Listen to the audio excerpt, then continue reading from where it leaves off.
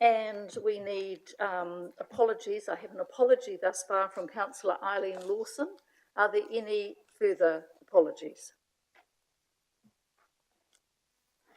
There being none, would someone please like to move those apologies? Thank you, Councillor Redstone. Thank you, Councillor Kerr. All those in favour, please say aye. Councillor Sholem.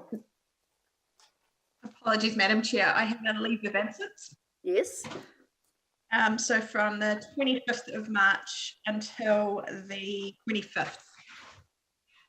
Thank you. Would someone like to move the acceptance of that leave request? Thank you, Councillor Dixon. Thank you, Councillor Sears. All those in favour, please say aye. Aye. Thank you, carried. Now we have the minutes of the previous meeting. Would someone like to move those minutes, please? Just before we go to Madam Chair, conflicts of interest. Yes, absolutely. I am mentioned as a trustee in item 8 of the Hawke's Bay Museum Trust for that reporting period. Just wanted to have that noted. Thank you, that will be noted. Thank you. So, minutes, a mover. Thank you, Councillor Watkins. Madam Chair? Yes, Councillor Kerr. I'd like to note my conflict of interest with the Hawke's Bay Regional Sports Park Trust. Thank you for that. And I presume the same from Councillor Corbyn? Yes. Thank you. And I'm still awaiting a seconder for those minutes, please. Thank you, Councillor Kerr. And I'm going to move those, please. All those in favour, please say aye. Aye. Thank you. And the first item, item 5, is the Hawke's Bay Airport half-year report and statement of intent.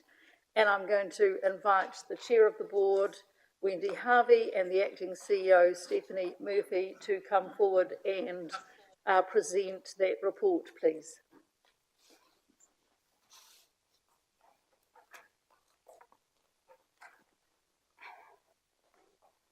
Welcome. Kia ora koutou. Gosh, I know I've been told to speak into it, but gee. Good afternoon, everyone. You'll note with me is Stephanie Murphy. So our previous CEO, Stuart, departed last year in December. Stephanie was our planning and strategy manager at that time, and she still will be going forward, but she very capably agreed to step up when Stuart left while we were looking to recruit a new CEO.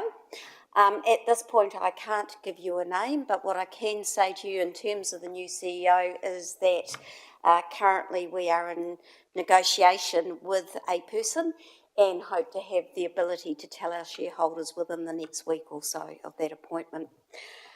The other thing that I would just check in with you on is that I think the last time we spoke, we were looking in terms of a new Crown appointee to the board. That person is confirmed as Craig Barrett. Craig is an accountant resident in Hamilton, but does have a large number of connections in the Hawke's Bay and certainly adding value in the very short time that he's been with us. He's been particularly helpful in terms of some of the key projects that we're working on at the airport at this time. So that's pretty much where we're at. You would have received last week our draft statement of intent document. I guess with these things, it's always a case of making sure that we are aligned in what we're putting to you with the letter of expectation that we've received from you and the other shareholders. We believe in the context of what you have that we've endeavoured to do that.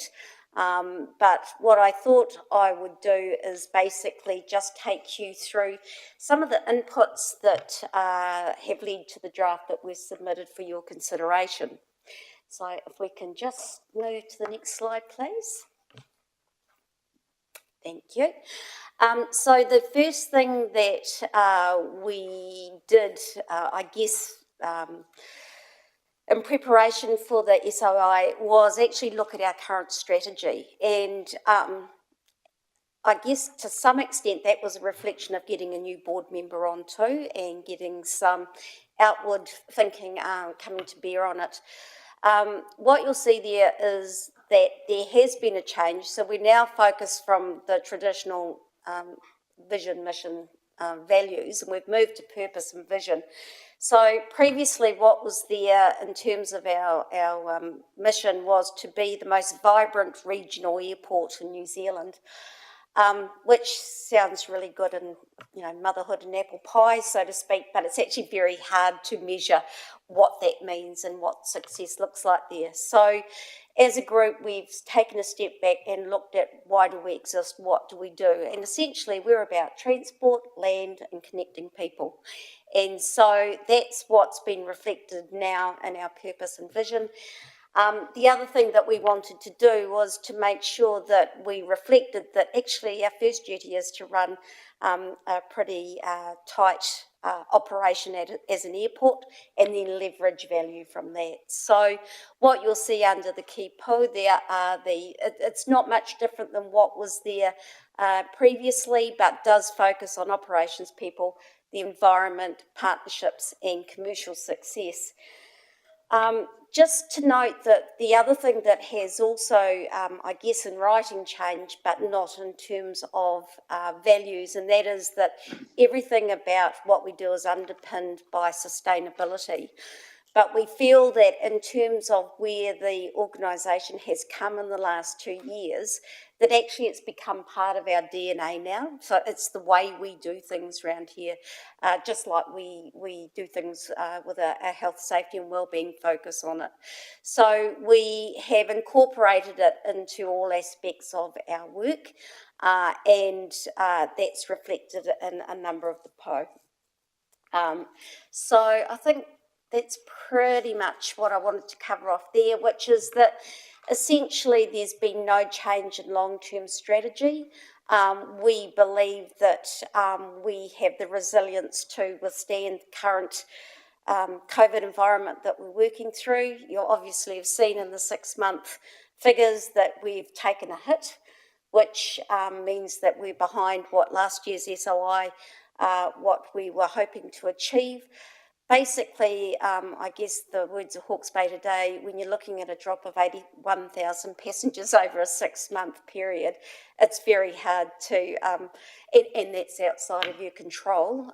It's very hard to, I guess, change that outcome at present. But look, going forward, if I can just move to the next slide, please. So what you have up there are the SOI highlights from the proposed SOI for this year. What we're looking at here is, I just described it earlier, is essentially it's almost a shift from 21-22 to 22-23. With a little bit of zhuzhing up, which is a very technical term. So if you look at the $9 million in revenue, one of the good things that has come out of the changes that we made to the pricing is that if you have a bad year, as we have in terms of passenger numbers, the way that the pricing review is structured is you get to recover that. It flows through into the recovery in the following year.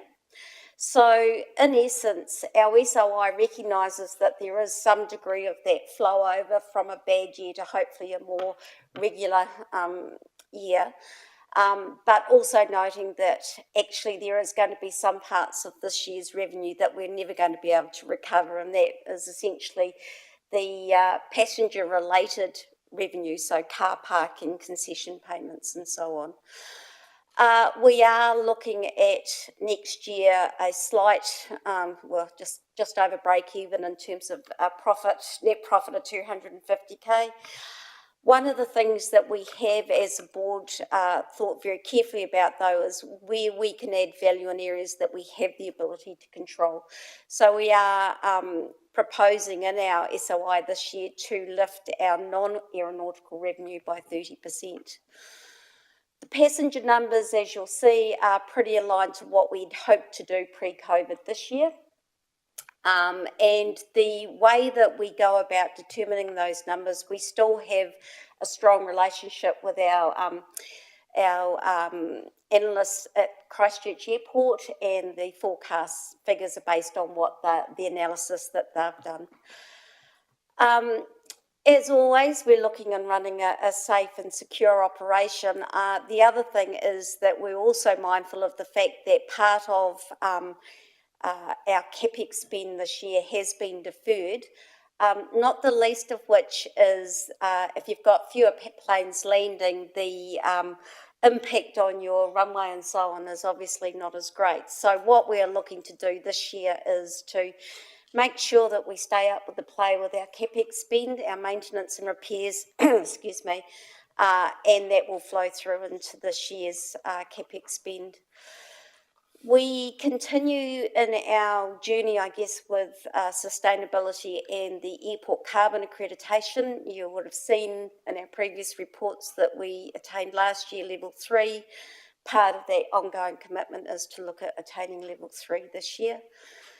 We are looking to grow our partnerships, and although I'm not in a position to tell you within the next week or so, Stephanie is looking forward to being able to tell you of a new partnership that we've developed and signed off. The ink is on the paper, and we got the return copy this morning regarding a partnership for the solar farm. So that's been a really exciting part of the work that, you know, in hard times it's always good to have a bit of sunshine, and that one is certainly it. The other thing that I just wanted to highlight for you is that one of the roles that we brought on this year was a role that is focused very much on the customer experience, and the person that has come into that role has got a wealth of experience both domestically and during her time at Changi Airport. And what we are looking very much to focus on is you know, the value for the community experience. Basically, what did we say? From home to gate. From home to gate. So part of our thinking in that non-aeronautical space is how that might be developed. So I think that's just the key points that I wanted to touch on. I'll pass over to Stephanie, and if you want to just break that down a little bit further.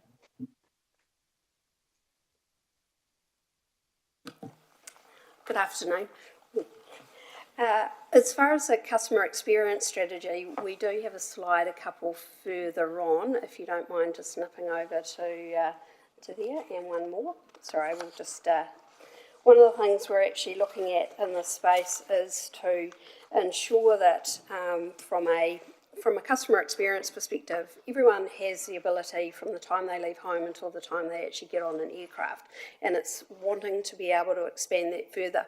So technology is going to be playing quite a piece in this for us going forward, whether it's down to car parking, being able to potentially book online, to being able to actually transit the airport using different types of technology means, and even down to, for example, advertising that we actually have in the terminal now, which is actually digital.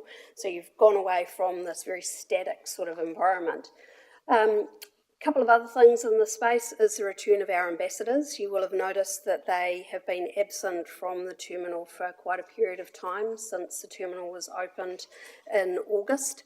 We're looking for them to come back hopefully in time for Easter / the school holidays. They're all very keen, as you can imagine. However, there's quite a process for us to have them re-inducted and actually be operational into a new environment. So that's going to be a key focus in the coming weeks. They are very keen, and certainly up there in that photograph they've got their new uniforms on and all ready to go.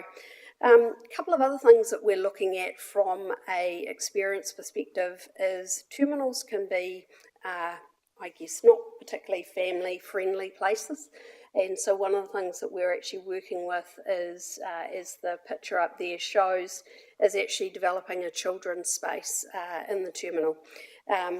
We've actually had some design students, we've been working last year with some design students from EIT, and that's going to be taken forward in that concept up there with FPG, who have done the fit out for Bay Espresso and Valentino, and they are going to be looking at doing that into the new year, and hopefully we'll be able to get a couple of sponsors on to deliver that for us.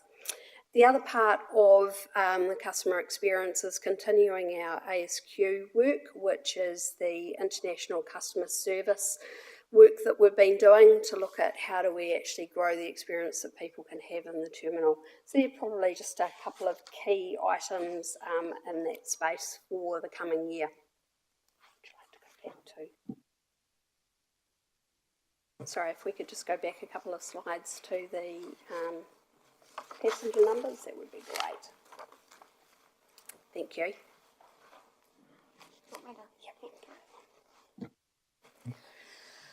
Okay, so looking at this, these reflect our projected recovery. I guess from a frustration point of view, when we met for our strategy session in December last year, we actually had 3 members of Air New Zealand attend that strategy session. And we were all hugely optimistic that this quarter would be it. This would see us start to hit our straps again. But none of us knew Omicron was around the corner. So that said, we are at this stage anticipating recovery starting in the final quarter of this year and then moving forward. Just in terms of where the forecast will take us, if you see from those notes there, basically we're looking to get back by about 2025 to that pre-COVID forecast, bearing in mind that just before we went into COVID at the end of 2019, we did see Jetstar depart the region. So, you know, there's still some work to be done there as well in terms of the recovery of those numbers. I think the other thing that I would just say is on top of, I guess, getting back to all things being normal again, one of the other areas of focus for the team has been to engage with Air New Zealand and other airport centres in terms of point-to-point additional route development. Basically, where things sit at the moment, there is probably not an ability on the part of Air New Zealand as they recover to add in a significant increase to their scheduled flights. But we are working on that and recognising that there may be opportunities on an events-based situation that we may look at additional flights and therefore obviously passengers. But at this stage, we've got nothing of any clear value to indicate to you where those routes might be. Best case scenario, I'd suggest, would be end of 2023 that Air New Zealand and the airports will be in a position to advance that further. If we could just move to the next slide, please. Want to cover that, or you want me to?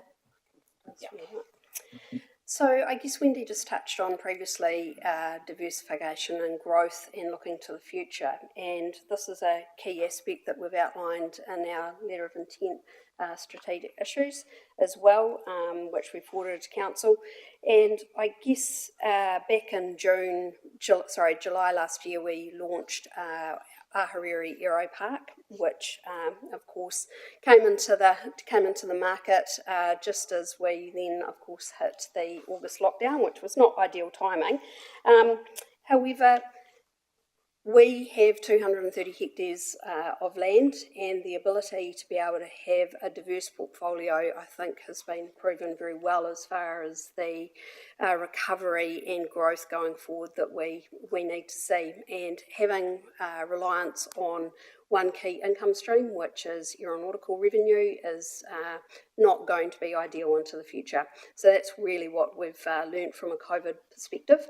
So our strategy going forward is to diversify our revenue, and Wendy touched on that before, 30% growth from a non-aeronautical perspective, and having the ability to be able to do that. So we've talked previously, for example, at the property portfolio, and ABB is an example of a business that has connections from a air and land perspective, and that is really where our focus is going to be, an appropriate mix of tenants into the future. We're very mindful of the sub-regional industrial land strategy that Hastings and Napier City Council have both been party to, And so we're not in the position that we're competing in that space. We're quite a different proposition. We're not having hairdressers and beauty therapists and lots of small cafes on site. We're actually looking at large-scale industrial lots. As we all know from looking at various different studies in Hawke's Bay, that as industrial land starts to become a lot more scarce. So that's sort of one aspect of it. The next aspect is also looking at additional advertising. Digital has been installed in the terminal, and the uptake that we've had on that has been fantastic. So we're really excited about how that is coming forward, and also featuring different things for Hawke's Bay, for example, the wine wall, for those of you that have been through the terminal. Another space from a growth perspective is looking at increasing customer spend rates. We've got our new offering of Valentino for those of you that have been into the terminal, and we're looking to see, we do have the ability to actually develop a third space. Of course, that is very passenger dependent. There's no point in opening a facility when there's limited passengers, but that was always part of the footprint plan for the actual terminal into the future.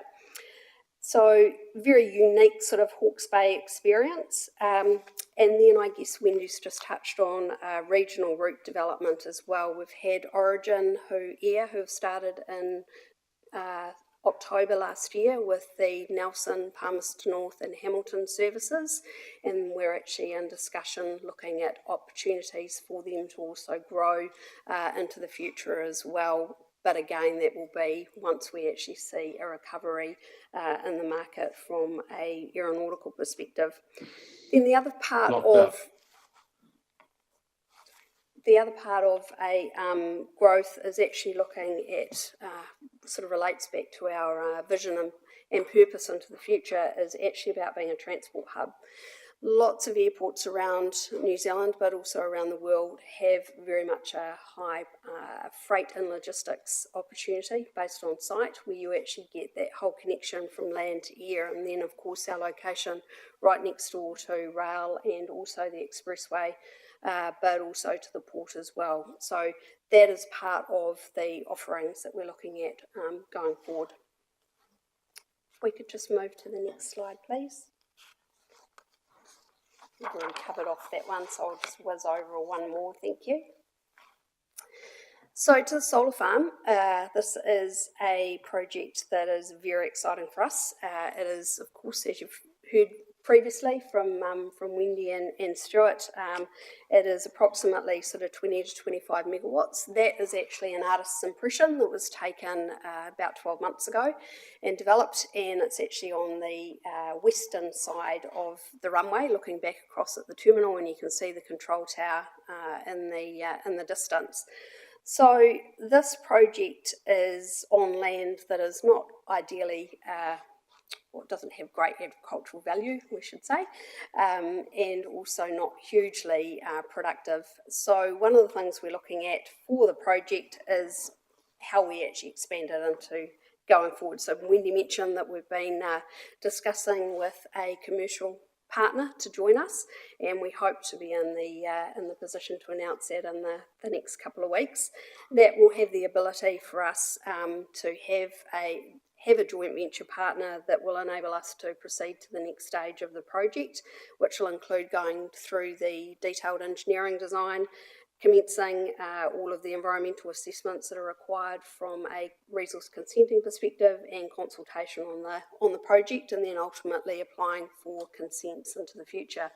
Can't give you a confirmed time frame on consenting or actual construction, but it certainly will be coming in FY23 and FY24, and we've made provision for this in our CapEx plan in those two periods as well. You can just snip to the next one, please. I guess just to go back slightly to a bit of an outlook for FY22 and the year that we're about to round out. As we've noted up there and discussed, passenger numbers have been at an all-time low, probably around the numbers this year, landing at about 387,000, which is what we would have seen about 10 years ago. So, it's not a great year, but we did see a bit of a bump coming in December once the Auckland lockdown lifted, which was great, and that really has translated into a sort of a different profile over the that sort of January-February period. Traditionally with aviation, you always see a dip in December and January from a passenger numbers perspective, because we all stop travelling and we all drive to the beach or the lake for that summer period, and business travel generally comes back in February, and we have seen that that slightly lift there with the numbers. I guess the outlook is not good. But anyway, it is what it is, and unfortunately, we are in the position of looking down a loss of about $643,000 for the actual full year. Just go to the next slide, please. So this just shows where we're looking at from a passenger forecasting. Wendy just mentioned before our relationship with Christchurch Airport, putting my old hat on of master planning and aeronautical forecasting. We've done our aeronautical forecasting for our master plan, but also for the statement of intent going forward about 8 times in the last 3 years. So it tends to be something that is certainly in the current climate is a moving feast. So that's just showing that graduated growth out until FY25, getting back to sort of those pre-2017 sort of numbers and then beyond. Just go to the next one. And I'll hand over to Wendy to talk about A&L. Thank you. Look, it is what it is. I think we've pretty much given you an overview of what our thinking is. We've essentially shifted things forward by 12 months. Where we get to in terms of our OPEX spend, we will be looking to... One of the things that I'm particularly proud of the team at the airport is their ability, their business continuity capability. So you may have seen in the media recently that we actually had staff at the airport who had COVID, and they still managed to continue to operate. But one of the things that comes out of that is that we do know that you need firefighters to enable you to be able to continue to operate, and so some of our OPEX spend going forward will be in terms of building up the depth that we have in that team and the ability to operate in bubbles. Over the forthcoming years, we will also be looking at, we do have a need in the foreseeable future to look at replacing our fire engine. It's one of those timing things. Do you wait until the whiz-bang version of an electric fire truck is out there, or do you, wait until someone else has done the hard mahi there and look at something on an interim basis? We do know that Air Force, is it? Yes. The Air Force are looking at revising their fleet over the next couple of years, and there may be the opportunity for us to look at an interim solution in that respect. I'll take questions later, but I think that's pretty much it on that. And then in terms of, if we can just move to the next slide, please.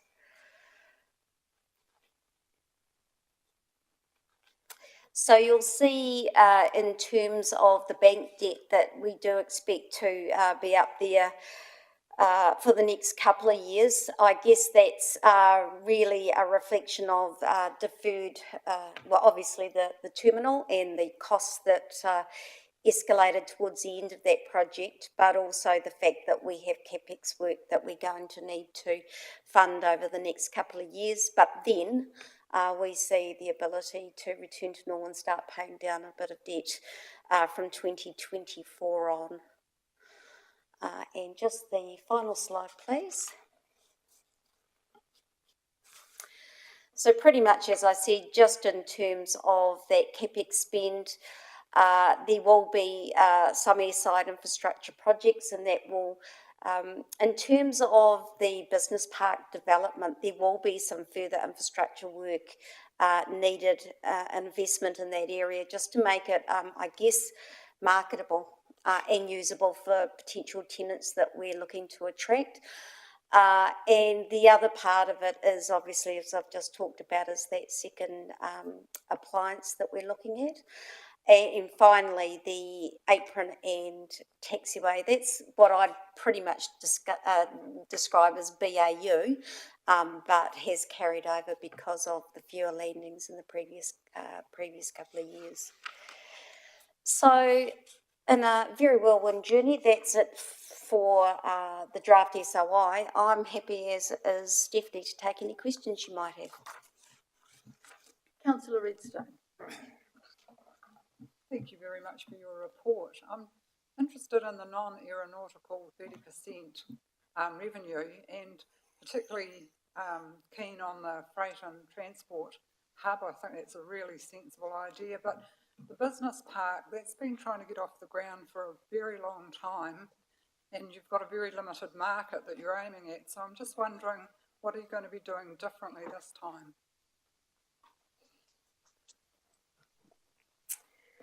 In relation to the, I guess, first thing, freight and logistics, I previously spent some time at Auckland Airport, and I know I'm not comparing Hawke's Bay with Auckland, but I also spent a lot of time in my role there dealing with and working with a lot of the freight and logistics organisations that are based in Airport Oaks and also on Auckland Airport land.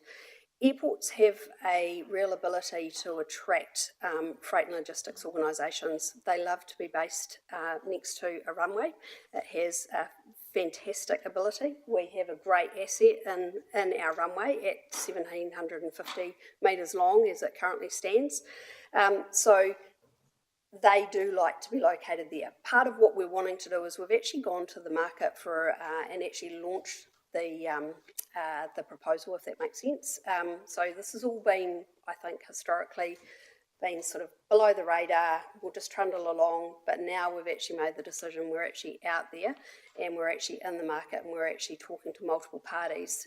Things have been a bit quiet over the previous 6 months, but we've actually had some really great discussions in the last month in particular with key organisations who are looking to actually locate in Hawke's Bay and relocate within Hawke's Bay, especially organisations that are spread across multiple sites. And the ability we have is, because we do have such a large offering, focusing on stage 1, which is that area around Watchman Road to begin with, to actually have the ability to be able to accommodate them into the future. In the business park? So that really is the entire business park area, is that focus from ABB South towards towards the estuary along Watchman Road on both sides. So that's stage 1. Stage 2 will be to the north, which is beyond Skyline Aviation on bordering onto the expressway, and then stage 3 is on the other side of the airport, separate from what the area that's been been allocated to the solar farm. Thank you. And I just wondered about, you mentioned the rail being close proximity to rail, but it's over the road, isn't it? So Yes, it is. Yeah. How do you deal with that? Or Look, it doesn't. It is another form of connection, and there are great sidings that are located within Thames Street, and of course at the port itself. That there are the ability to be able to transit from one, from air to land, across to rail, into the future. Sorry, just to add to that, Councillor Redstone, you asked what's different.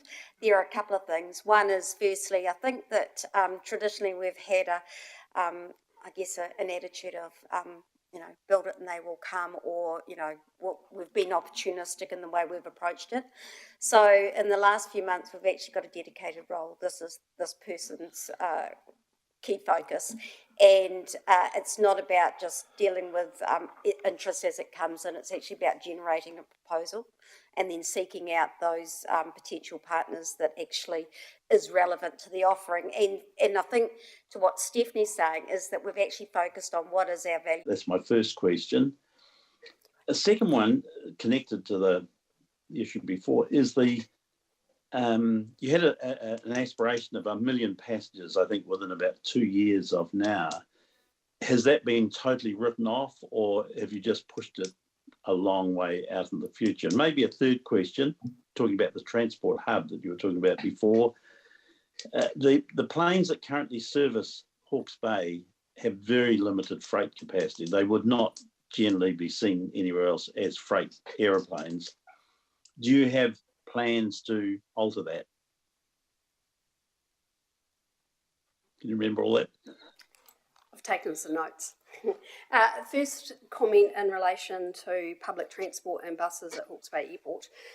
We're actually working with Hawke's Bay Regional Council, and you may be aware that they are looking at an on-demand service, and that's one of the things that we've been discussing. So in a previous life, I spent quite a lot of time working with Auckland Transport, and I won't say that that's a perfect public transport system either, but one of the interesting things is people, same with aeroplanes, is people prefer frequency over distance that they actually spend on a bus.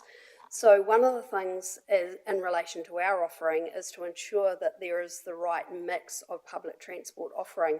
So in discussing it with the Regional Council, one of the things we've said is an on-demand service might actually be the most appropriate. Because at the moment, I think if you're coming from Hastings and wish to catch a bus, you have to change about 3 times to then ultimately end up at the airport, and it takes an hour and a half, as opposed to hopping in your car and you're there in 20 minutes down the expressway. So That's right. it's actually designing a network that actually works for what your customers require, and that's part of our customer experience strategy going forward, as well as to say, well, what do customers require? Actually understanding from some work that we're proposing to do in FY23, what is our origin and destination of our customers? So we've long talked about it being the border, essentially being Central Hawke's Bay through to Wairoa, and actually looking at how are people getting to Hawke's Bay Airport at the moment, and what are the other options available for them. There is actually surprisingly a number of people who use the intercity service that actually come from Wairoa and also CHB, and actually do stop at the airport, and we have space available for them. In the new forecourt design, there is space available for public transport and other bus services as well as shuttles. So it's a broadening of saying this isn't just one offering, it's actually multiple things, including actually cycling. You'd be surprised how many people actually come and cycle to the airport, not necessarily catching a plane, but actually pop out for a coffee now, which is fantastic from Bay Expresso. So hopefully that's answered the question in relation to buses and public transport. Yep. In relation to 1 million passengers, yes, that was an aspiration, and I guess where we're at the moment was we're steering down the barrel of about 380,000 passengers for the end of this current financial year. We still wish to and be in the position that we are, 1 million passengers come 2030. It does take time to build that passenger base back. The reopening of our international borders will be fantastic for us come the middle of this year, which will really see an interesting dynamic with Hawke's Bay is that we traditionally have had about 85% of our passengers are actually domestic connections, so all of us going to different parts of the countryside, but then also us onward bounding is only about 15% of us are actually international travellers. So international borders provide an opportunity, and I'm sure we're all keen to be departing offshore in the coming time as well. So yes, it's an aspiration, and we're working as hard as we can towards it. But I think there is still a hesitancy for people to travel at the moment with Omicron spreading around. To the last question in relation to freight and the size of planes. Nelson Airport is a really interesting example of freight capacity. They operate ATRs, which are a 68-seater aircraft, and they do about 2,000 tonnes of freight out of that airport per annum. Majority of it is actually seafood, either to Christchurch or to Auckland to actually make international departures in the early evening to be in the markets the next morning. So Yes, ATRs don't provide a great lot of belly hold for us, and so having the ability to have potentially jet services servicing Hawke's Bay into the future is an opportunity for us to actually have a more streamlined approach to freight. Hopefully that's The last question was risks. Oh, risks. Would you mind repeating the question regarding risks? Sorry. Well, the question was, looking ahead, what do you see as the primary risks that the airport is facing looking into the future, and what, if anything, are you able to do to mitigate those? So, in relation to that, that's actually been quite a lot of work that we've done in response from a master plan perspective.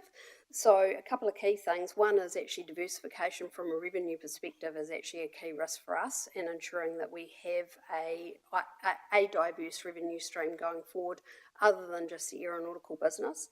And the second thing from another, I guess, key risk is climate change and sea level rise.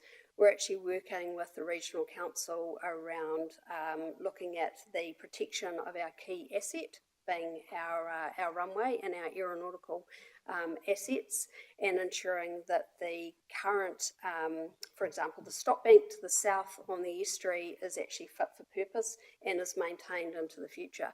We've also been doing a bit of work in relation to the solar farm park, looking at, the solar farm project, looking at ground level, sea level rise, and how would that actually be impacted in the event that there was any issues in relation to that. Monitoring groundwater, understanding how that occurs, etc. So there are a few things in that space. Thank you. I'm not wanting to interfere with people's right to ask questions, but we've got 3 other external groups lined up to report. If there are people still with questions, I'm thinking perhaps at some stage we could ask the people from the airport to come back and we could workshop this, but we've probably devoted enough time to the topic just at the moment. So thank you very much. To move the report. And we need, thank you, we have a mover. Could we have a seconder? Thank you, Councillor Harvey. I'll put those recommendations. All those in favour, please say aye. Thank you, carried. Thanks, guys. And through you, Madam Chair, can I just acknowledge the challenges that our Hawke's Bay Airport are facing at the moment and the way you're so carefully managing through these challenging times. Acknowledge our support. Thank you. Thank you. Item 6 is Food East Limited Partnership Draft Statement of Intent, and I'm going to invite Craig Foss and Tony Gray to come forward to present.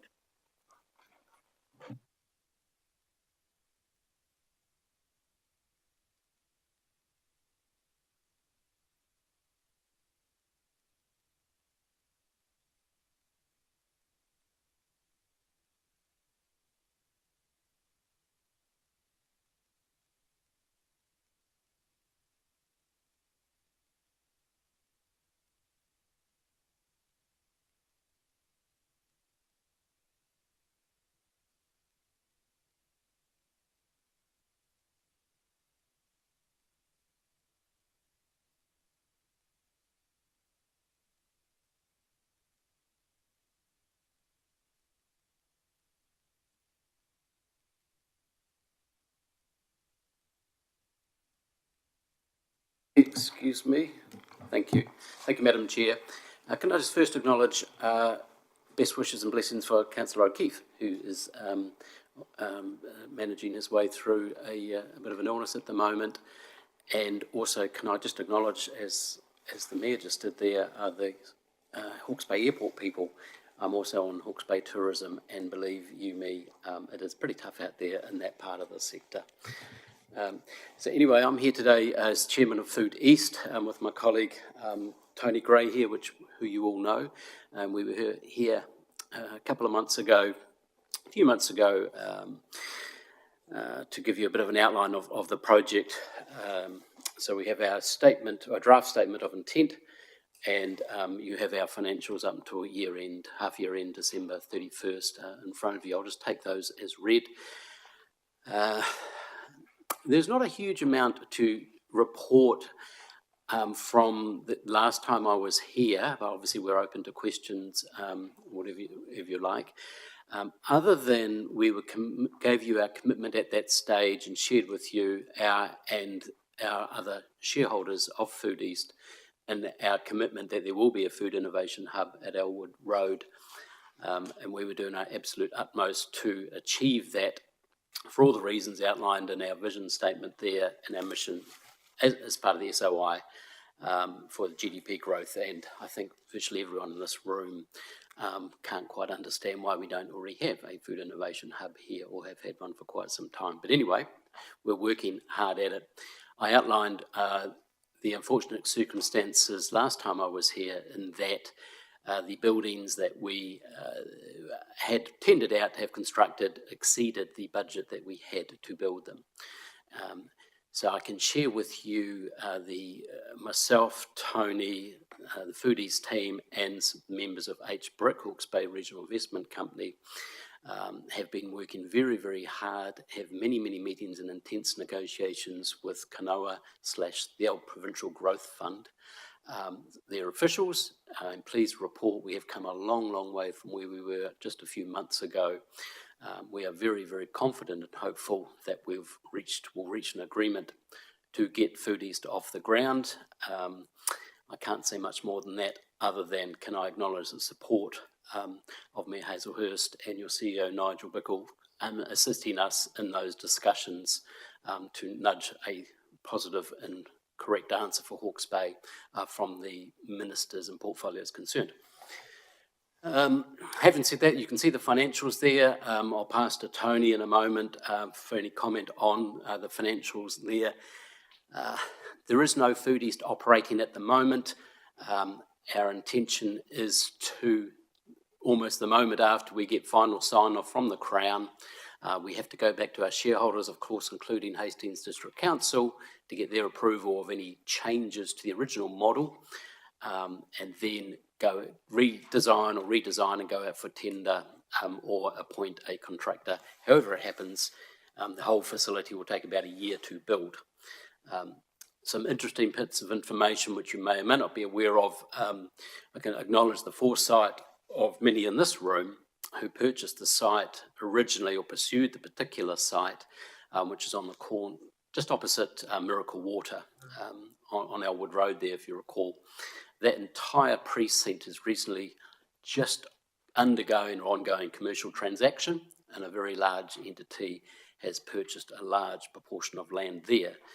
The reason I say that is that bodes very well for your investment in Food East. If you recall the criteria for Food East, it's quite different from many council organisations. It has to operate commercially successfully. So it fulfills ambitions of a council-owned organisation via yourselves, via H-Brick / the Regional Council, and commercial aspirations of all. It's a fine balance, it's tough, but we will get there, I'm quite sure. And we're very excited about some of the introductions we've had and expressions of interest in the facility, but as yet we haven't a building to show anyone to become a tenant in. But the wind is in the sails in the right way for this one, and I will look forward to reporting back to you again in a couple of months, or even responding by that time to your comments on our draft SOI, to perhaps some more concrete news in and around our proposal. Tony, is there anything you'd like to add? Yeah, thank you, Craig. Just to come back a little bit and talk a little bit about the half-yearly report. We'll take it as read, basically, but you can see there the operating costs, basically, for the 6 months are in line with budget. The focus for the next 6 months is basically things Craig has just talked about in terms of trying to get the design redone, the construction underway, basically. But on the back page there, we talk about some of the other things we'll do in terms of trying to engage with tenants, and in particular, try and get actually a cornerstone tenant. So we'll take that as read. In terms of the statement of corporate intent, the financials and that will be revisited once we know where we come to a landing on terms of the our business case and financials out of the Crown. This has already gone to HBRIC. They've got a number of comments that they will send to us to have a look at. I welcome the opportunity to get a letter of expectation, which Bruce has commented on this report, but that will also inform us when we relook at this, what we should actually put in there, and that will be most welcomed. So we look forward to getting those comments back from Council and getting the LOE and coming back to you. It'll be, I think it's the 15th of June, I think, is the actual deadline for us for that. Thank you. Councillor Watkins. Yeah, thank you, Chair. Thank you, Craig and Tony. Look, by the time you get certainty that you have the extra funding you require, it comes back to Council, you go out to tender. We know almost week by week there's price escalation in the building industry. Shortage of labour, shortage of material. So one would assume when tenders do come back, they'll probably be heavily tagged. If you find the tenders again are outside the range of your finance packet, what's the plan? Thank you, Councillor. Thank you for sharing my pain, our pain. That came to fruition late last year when we were about 2 to 3 million shy of expectations versus tender estimates. So I noted earlier we committed to the fact that there will be a food innovation hub on that site in one way, shape or form. As directors of a company, of course, we can't commit to spending more monies than we have. And I'm sure particularly shareholders such as this one wouldn't expect us to do that. So we'll have to cut our cloth to fit.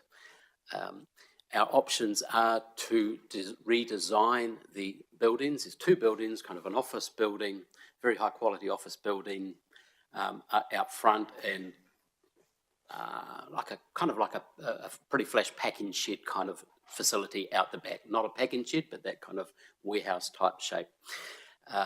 So we can change the side of that, or we can quite radically reconfigure the front building to gain more commercial space or lower costs. It's currently 2 stories, and there is a large cost in that. So does that answer your question?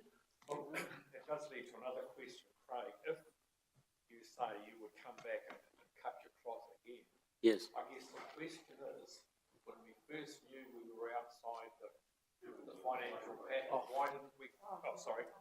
why didn't we cut the cloth then, change the building down to make sure we got into that financial package? Yes. You know? Okay, thank you. I understand. We did. We went straight back, but of course we have to deal with not only our shareholders, but our stakeholders. So we have 3 shareholders: Hastings District Council, Hawke's Bay Regional Investment Company, and Progressive Meats Limited. And we have one very large stakeholder, the grantor of $12 million of funds. So we had to fit within their envelope with the Crown. The challenge there is around the country there are many similar projects who are at various stages that were announced around the provincial growth time funding announcements, all of which were knocking on the door of Wellington with costs exceeding 20 to 30% of original. So we had to be part of that thinking down in Wellington and to try and encourage Wellington to look kindly upon this particular project, to either grant us more funds. We've explored various options of different economic models, different equities, different loan preference, you name it. They all have to go through Wellington. Believe you me, a lot of time and effort has been spent directly with Wellington and ministers to get us to the point where we are now. Thank you, Kevin. Councillor Harvey. Thank you. I was just looking back through emails and searched via Food Hub in 2017, December was sort of when this was being pushed through, and I'm just unsure of how much progress has actually taken place to date. And one of the concerns or the questions I've got is, yes, there's obviously some delays around the construction of it, but in the commercial sector, you pretty much have an anchor tenant nailed down, and that gives you the confidence to also push ahead. And so I'd just like to understand where we actually are at with that, who is leading that, and how visible is that? Thank you, Councillor. Again, thanks for sharing our pain. Yes, you're quite right, 2017, maybe even earlier. Food East itself wasn't constituted until about July last year. July last year. So idea generation to actually a company or some entity able to create Food East didn't happen, in fact, until July last year. Your point about the commercial side of thing, at the end of the day, a large part of this is a commercial development in the confines of things, food, processing and innovation, and you're quite right. The challenge for us actually has been to gain that anchor tenant to not actually have a firm building that will be built to show them. So there's been a bit of a chicken and the egg because we haven't had the funds to build the building that we originally was proposed. I know that might sound circular. So who is doing that? So we've had a project manager on board. We fully anticipated to be quite a bit further down the track now than we actually are. That project manager was to do exactly that. A couple of other Hawke's Bay organisations you may be familiar with are helping us in the commercial space, such as Terry May, who's our advisor on the commercial space. We just have moving parts. The primary part we need is confirmation from the Crown of the agreement to the proposals that are currently in front of them for them to sign off to say, A, your grant funding is committed and it's committed for this time. We're amenable to potential redesign and the structure. At that moment, we can have a design or commission a design to go out and gain those cornerstone tenants. So are you saying at the moment that a new design concept is not really nailed down either? It's chicken and the egg, because initially we went to the Crown for extra funding, significant extra funding, of which could have built the original proposal. The Crown were somewhat allergic to that because, as much as I'm sure they love Hawke's Bay, they had 100 of these projects around the country, run into a lot, quite significant cost overruns. Yeah, but they didn't necessarily have a food specialist one, did they? I mean, at the end of the day, there may be multiple PGF projects all around the country, but this one is actually quite specific, and it's also potentially quite unique to Hawke's Bay and Hawke's Bay's offering. It totally is. That's what got it across the line originally. Food East is by far the most advanced project they have in front of them. It's albeit the design may be changed. Essentially, the land is purchased, current design is fully consented, everything's lined up other than the initiation of tenancy, and that one minor missing item is funds to complete it. We can't start it without knowing we're going to complete it. I'm very hopeful to bring more solid news within a few weeks back to this organisation and your fellow shareholders. As I can hear your frustration, I share your frustration, as do the other shareholders. It's very frustrating with all the will in the world. We think we may well be very, very close right now. Just as an example, though, PGA is in a similar situation. They're yes, 2 million short.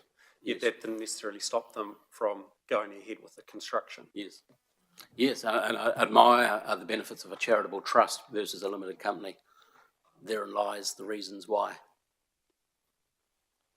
So if I could, through you, Chair, I think what you're hearing is a bit of frustration because we can all see the opportunity. Hastings District Council invested 4 years and shepherded this through a policy review process around how did a food innovation hub in Hawke's Bay sit within the overall food innovation network, secured the funding, So I guess, you know, look, we acknowledge that, you're sort of working hard, and I guess what, you know, you can expect to see as our, you know, appointments as shareholders is a letter of expectations that is probably, you know, I don't think will be a surprise, quite sharp around wanting to see this closed out in terms of, you know, making some decisions, getting on and building the Food Innovation Hub for all the reasons that we know, and a strong focus on, you know, a set of expectations around securing anchor tenants and a plan to give effect and life to what is a huge opportunity for Hawke's Bay. So I guess, you know, acknowledge where we're currently at and the work that's going on. But yeah, I think, you know, from my perspective, the letter of expectations will be, you know, likely looking to see pretty strong closure around, you know, funding, getting on and building this, securing tenants and delivering the benefits that were pretty well contained in the investment case that got us 2/3 funding from the Crown. Thank you, Mr. Bickle, and I fully welcome such a letter of expectations, and neither Tony nor I would have taken on this role if we didn't think we could succeed eventually. But please acknowledge the moving parts that we're dealing with, and the aspiration. We share the aspirations, Madam Chair. Yeah, Hazelhurst. Thank you, through you, Madam Chair. Thank you for your presentation today, Craig and Tony. I just wonder, in terms of, you know, future direction and whatever the arrangement is with the Crown, but do you have any indication of what a redesign is going to cost, given whether that is the best line of sight, or your reasons why a redesign and the cost of that, as opposed to finding the funds for the current build? Thank you, Mayor. Yes, to an extent. The Crown grant, all in all, was about, well, it was $12 million to build. Estimates came in at not too shy of $15 million for the project. So they're the choices we have. The redesign, it's quite an iconic design that we currently have. We've done some value engineering in that. We think we've found about $1 million to $1.5 million of savings in that, but we're still shy. And then, as Councillor Watkins alluded to, construction or COVID, inflation, whatever you want, is still keeping us shy. So the intent is to stay with the kind of kaupapa of the proposal, the ambition, that the front building may be redesigned, in that there's a lot of space which is not able to be tenanted or leased in that space. It's 1.5, 2 stories high in place. So that may well be different. That may be the thing we have to do to cut to the cloth. There are other economic angles at play as well, noting that the other shareholders also have a strong interest in the valuation, or at least the success of Food East. Thank you, Mayor. Thank you. And we have 2 recommendations on page 20. Thank you, Councillor Redstone. Oh, thank you, Councillor Kerr.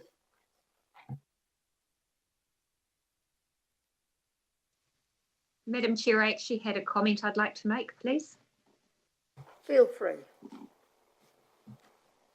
I just wish to reiterate and support the language that the Chief Executive used. It has been really hard sitting watching, from my viewpoint, nothing happening. I appreciate in the background there has been a lot of work. I just want to support the letter of expectation capturing the sentiment of this discussion. Thank you.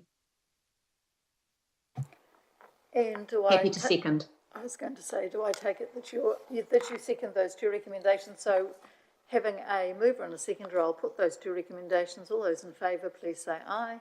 Aye. Thank you, carried. Thank you, gentlemen. Thank you.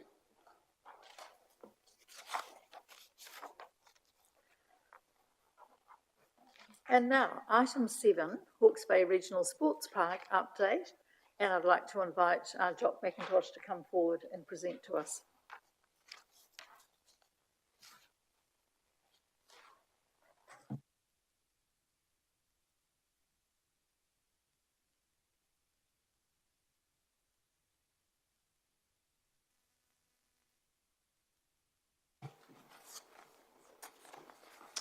Could we have the first slide, please?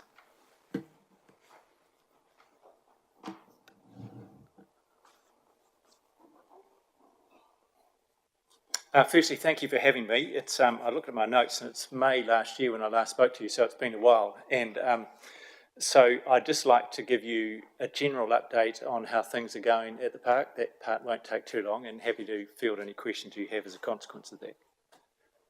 Next one, please.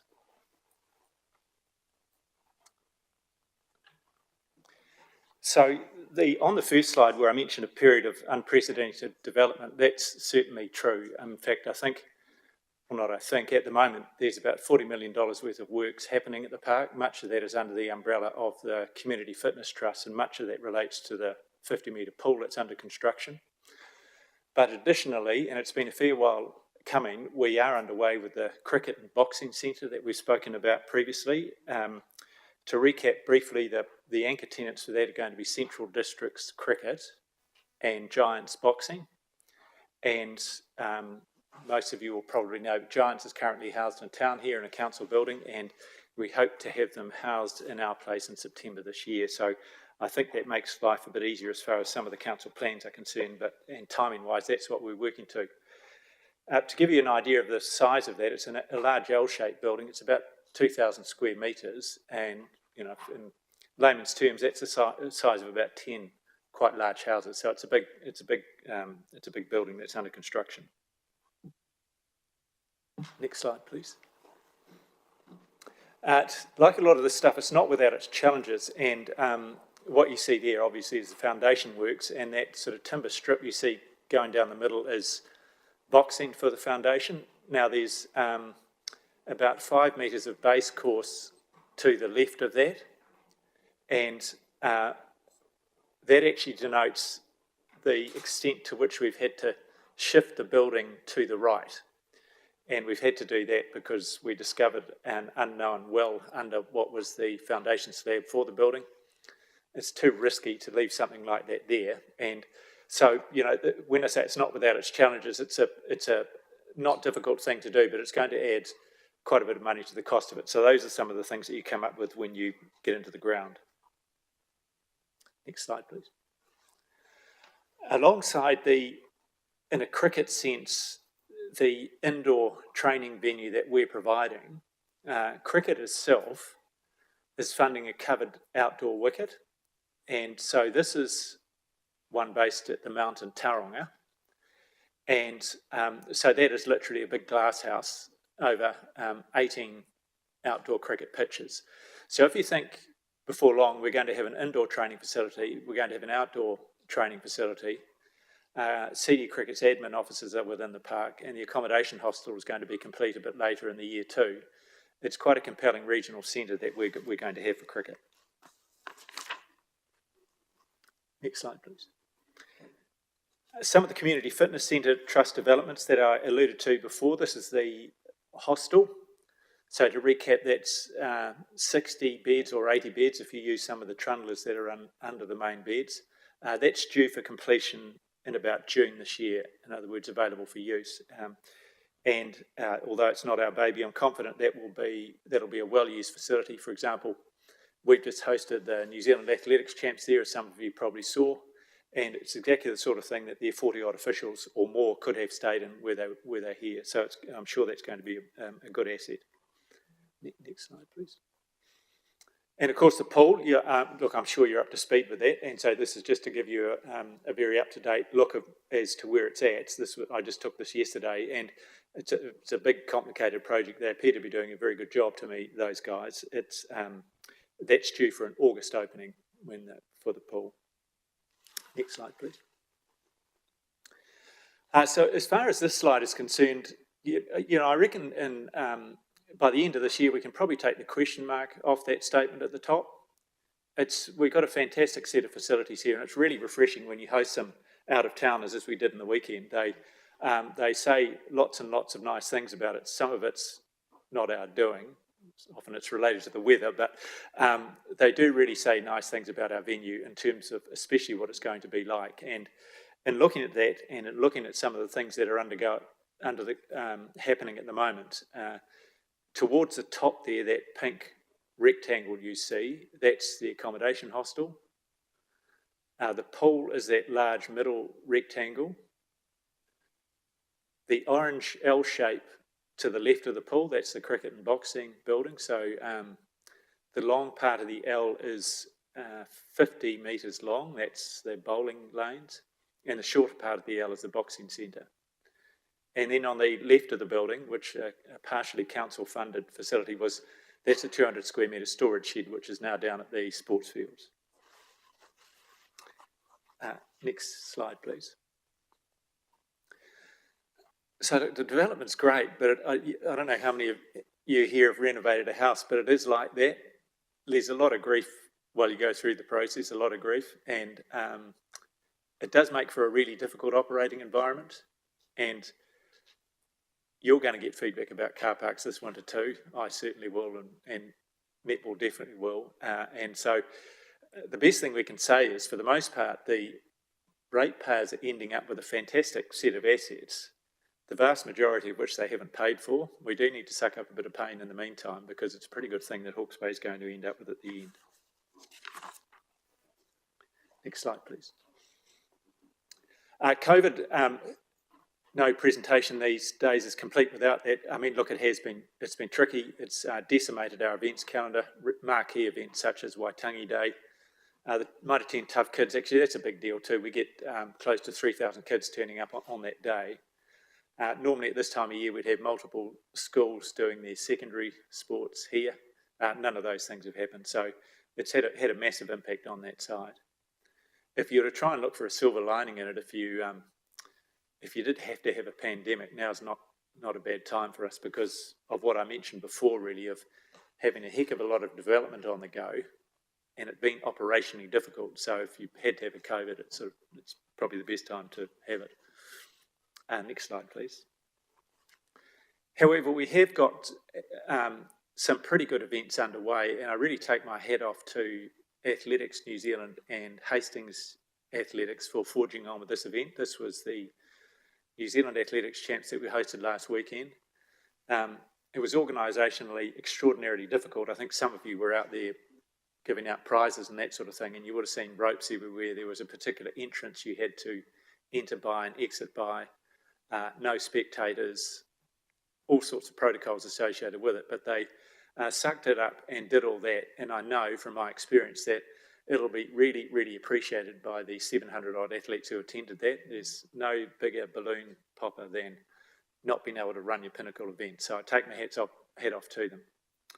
Zoe Hobbs, she won the 100 metres. She first broke the New Zealand record at the park about 4 weeks ago at a very low-key event we had, but it became a big deal because she came here and broke the record, and she came here because she likes the venue and likes the conditions. So it was really really nice that her objective in that was fulfilled. Next slide, please. And we're still attracting some of the stars, although it's a sort of year after Olympics. Tom Walsh won the shot put, and our local guy, Nick Palmer, was third in that event. Next slide, please. And really pleasing to see, there is some talent coming through from the local club. So that's Georgia Hulls. That's the second year in a row she's won the 200 metres, so national 200 metre title holder. As I say, great to see young talent coming through. Next slide. Canoe polo guys, I've sort of said lots of nice things about them in the past, and I'll continue to do so. It's no coincidence that they've been Sports Club of the Year for the past 2 years at the Hawke's Bay Sports Awards. On this occasion, the male and female teams both won their age group champs at the Hawke's Bay Regionals, East Coast Regionals, and I think, well, they reliably tell me that's the first time that's happened in 23 years with the sport, and probably not coincidental that they've got a pretty good venue that they can operate out of now as well.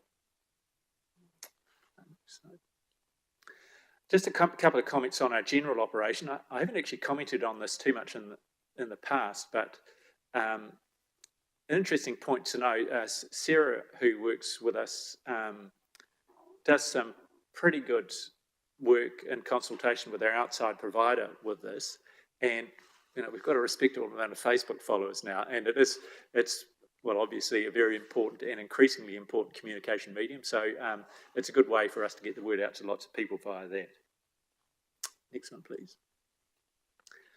A couple of slightly more sobering points I'd like to make in respect of finance, both in a development sense and in an operational sense. Look, I was interested to have the conversation before about whether you kick on with something if you've got the money or haven't. And we made the call at the end of last year to sign up for the cricket and boxing building. And we made that call knowing we still had $500,000 to raise. And I recommended it, and our trust supported me, which I'm grateful to them for, but it's an unpleasant feeling doing that. To recap on that, the original pricing we had for that building was 1.4. For a range of reasons, the original provider fell over, and when we got it repriced, there was some spec change, to be fair, but it went up to 2.1. Now, our original funding was based on 1.4, and we'd raised that, and it's pretty hard to ask if you've been involved in fundraising to sort of go back and try and raise another 50%.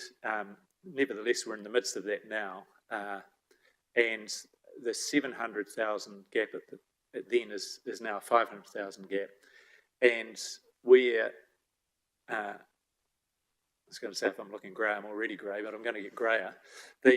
We've got about 6 months to raise that other 500,000. So you can imagine it's all hands to the pump on that. We're pulling out all stops for that. So in terms of our structure and that sort of thing and the way we operate, I like to think we're working pretty hard on, say, but ratepayers' behalf, and this is probably quite a good example of that. So that's where we're at the moment with that.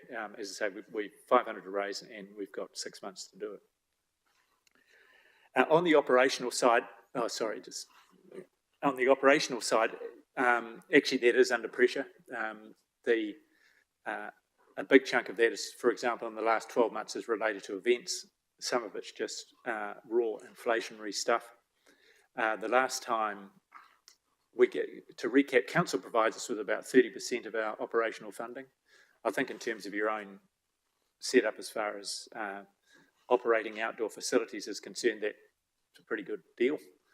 The last time I spoke to you about operational funding was 4 years ago, and look, it's just flagging now. I'm probably going to get a paper to you in the next month or two in respect to the annual plan, and in that I'm very likely to say, can we have an inflation adjustment, please, for our operational funding? So I don't have any more to say on that at the moment. I'm just really noting it at just now.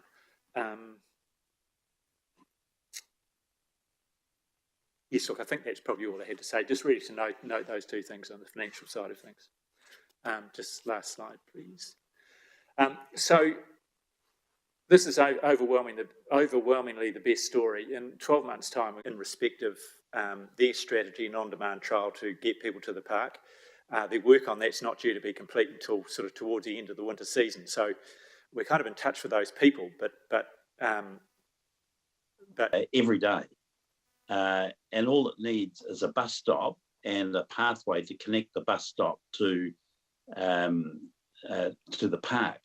Now, I realise that only caters for northbound bus traffic, but I thought some years ago there was a plan to put traffic lights in at the intersection of Elwood, and Percival in anticipation of vastly increased volumes. And I just wonder, why bother with the on-demand, which is only going to cater for a few of the people going to the park, instead of the buses that go past every 20 minutes or something, probably more often if you count both ways. I would love it if the buses came. I guess that's sort of the ball's in the regional council's court to some extent, and coupled with the fact that you do need to persuade people to use them. Yeah, I'll come and talk to you one day about it soon, because I rode my bike down there several times over the holidays, and it seemed such a no-brainer. I just couldn't, and I didn't realise really how convenient it was. For some reason you don't in a car. So I will come and visit you. Thank you. I have a recommendation on the bottom of page 21. Could I have a mover and seconder, please? Thank you, Councillor Watkins, and a seconder. Thank you, Councillor Redstone. All those in favour, please say aye. Thank you, carried. Thank you very much. Now, moving on to Hawke's Bay Museum Trust, and I would like to invite Dr. Richard Grant to come forward and speak to us.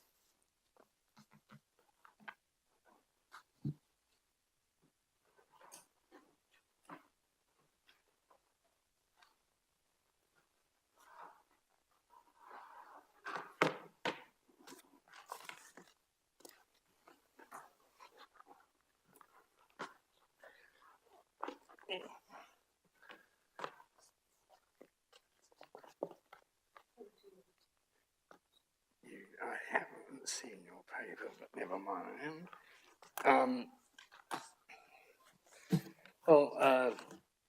Thank you, Madam Chair, and thank you to councillors for the opportunity to speak to you again. I can be pretty brief because you have in front of you the statement of intent for the trust. And one of the important recommendations that we've made both to you and to the Napier City Council is the same as we made in previous years, namely that because of the ongoing work of the joint working group on the construction and fitting out of the storage centre in Hastings, there was no point in the trust engaging in an exercise to redefine its strategic objectives, because a lot of them are covered by the work of the joint working group. So that is fairly clear, and I thought probably the easiest way to help you understand what we're doing is just to let you ask me questions, if you agree, Madam Chair, and I'm happy to take them and to provide such answers as I can. Thank you. Questions? Yeah, Hazelhurst. Thank you, Madam Chair. Thank you, Dick, for your work that you do for the trust. I just wondered, do you get a breakdown of the management fee? Management fee? Yes. Yes, it's in figures.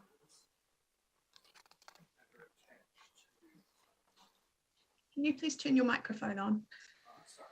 Yes, it's attached. It's roughly $1 million a year, and the expenses 933,917 predicted for next year, and then a slight increase after that. So the second part of the work that you're looking at after the storage, you looking at is the trust working on the actual management direction? Yes, that's. Yeah, one of the unfinished packages on the joint working group, as you're probably aware, is what's called the governance structure.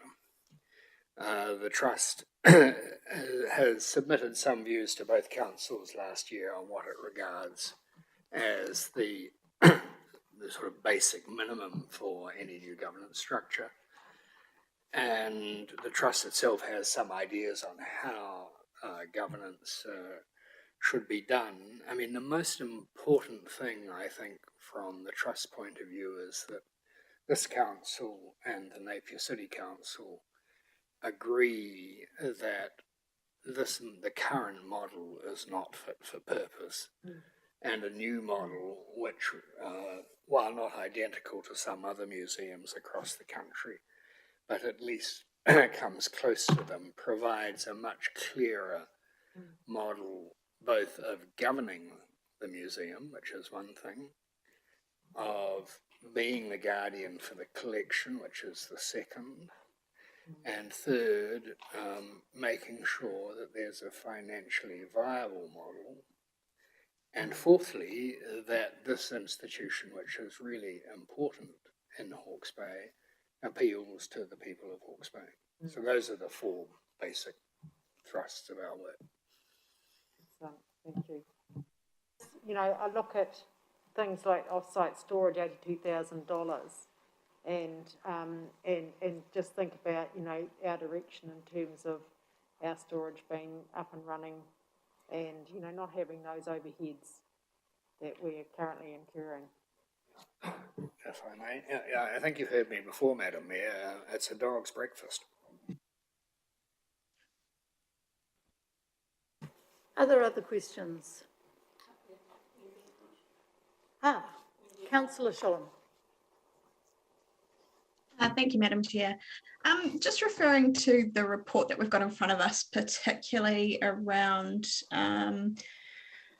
forgive me, I'm just finding the right number, 4.4 and 4.5. Looking at, there was some improvement recommendations made by the Review of Management Services report around KPIs, and I believe Council sent a letter to the Trust recommending that these KPIs be further developed and included as objectives. And I'm just wondering, because I note that the KPIs remain the same year on year. I'm just wondering if you can speak to why those recommendations haven't been adopted.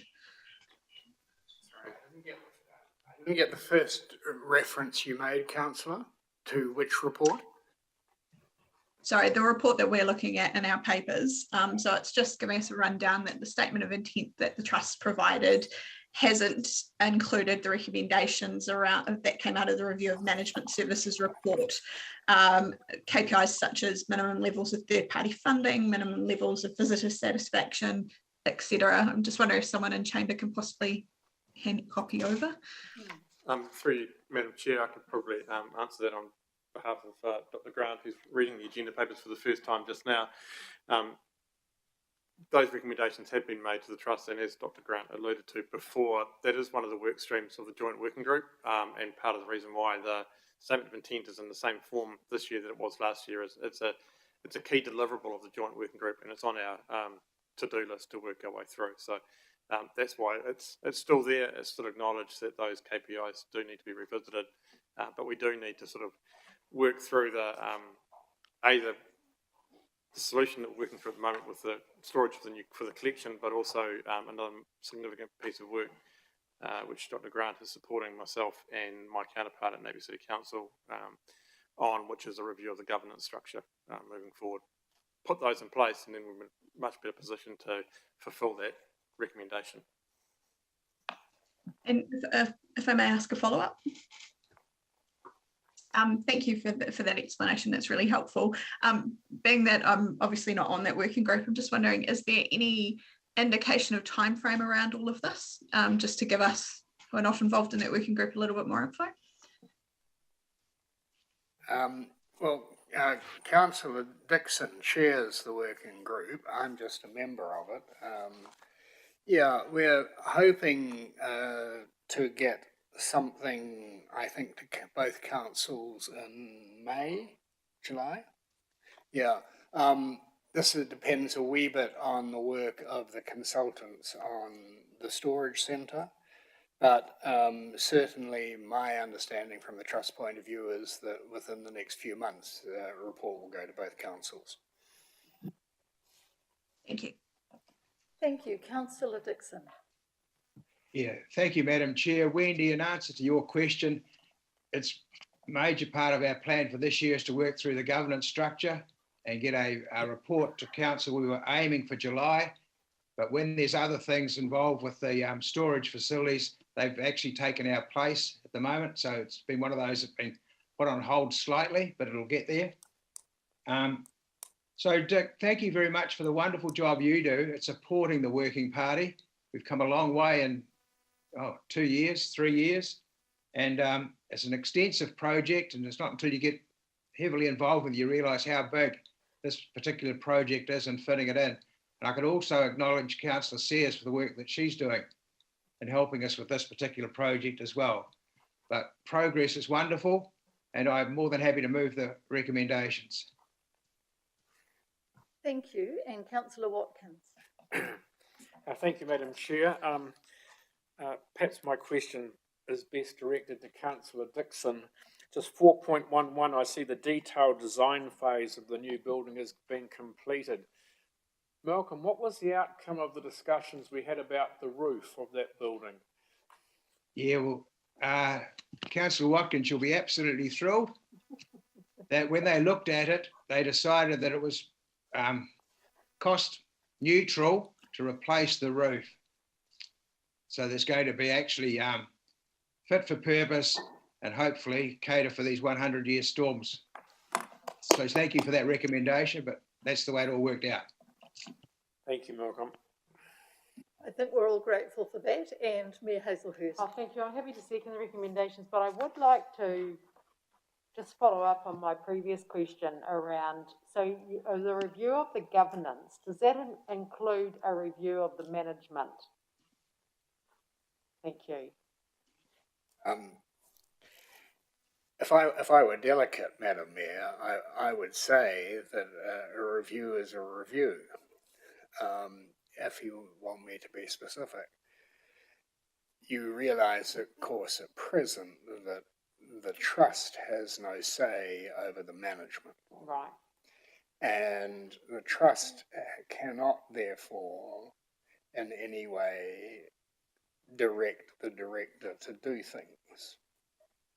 Okay. So you have a model where, to get things done, yes, we have to come to you and to Napier to get things done, and that's just not how museums work these days. Yeah, look, I don't think that we can do one without the other.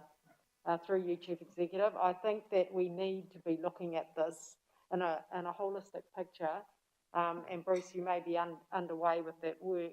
I think about the Adam Feely report that we invested in to understand what management looks like and what it could look like in the future, and what scenarios there were. And I think that we need to. Yes, we've got some time up our sleeves while we raise the rest of the funding for the storage, new storage, but we need to be ensuring, we're not going to be paying $82,000 a year for rental.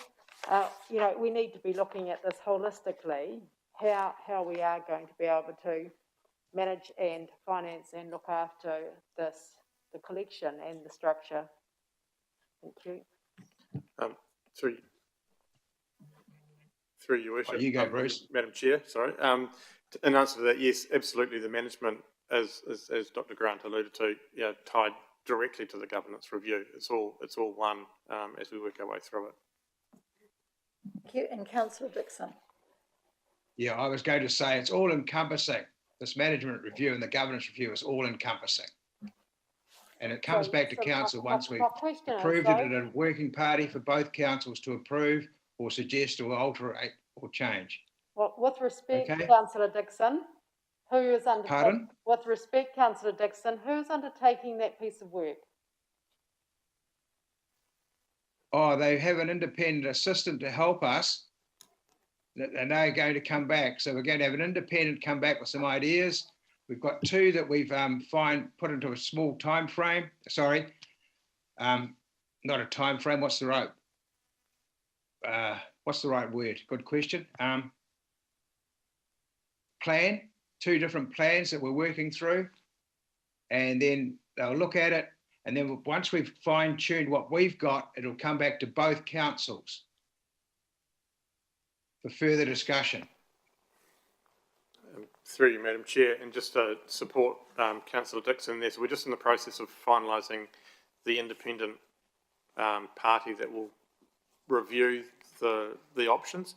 The work that the Joint Working Group have done to date, and it was sort of near the tail end of last year, was to work through a long list of governance and management options from one trust that looked after the museum and the collection with autonomy, through to a number of other options. That's been whittled down to 2 or 3 options, and we're looking at scoping that up in a more complete form for an independent review and recommendations back to the trust and the 2 councils.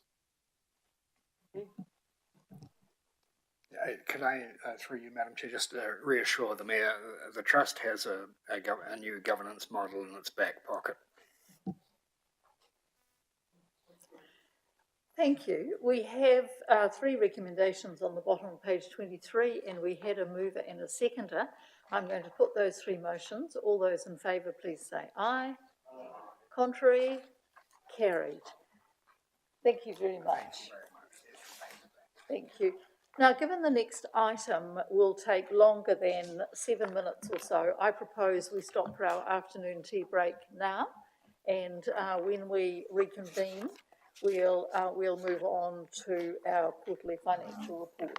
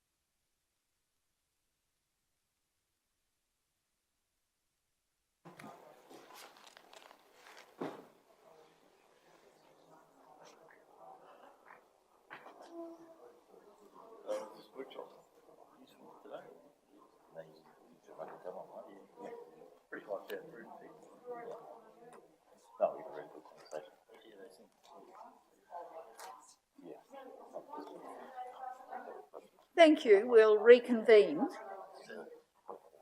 And I thought I would just point out that as well as the councillors joining us through Zoom, we have a number of other officers on hand ready should there be any questions or queries. And so also online we have Rebecca Dinwoody, Bronwyn Bayliss, John O'Shaughnessy, Scott Smith, Naomi Ferguson and Aaron Wilson. And we'll move now to item 9, which would normally be presented by Aaron Wilson, but in his absence, Mr. Allen is going to do the honours. Thank you, Madam Chair. I'm going to pop the presentation up that Aaron has created.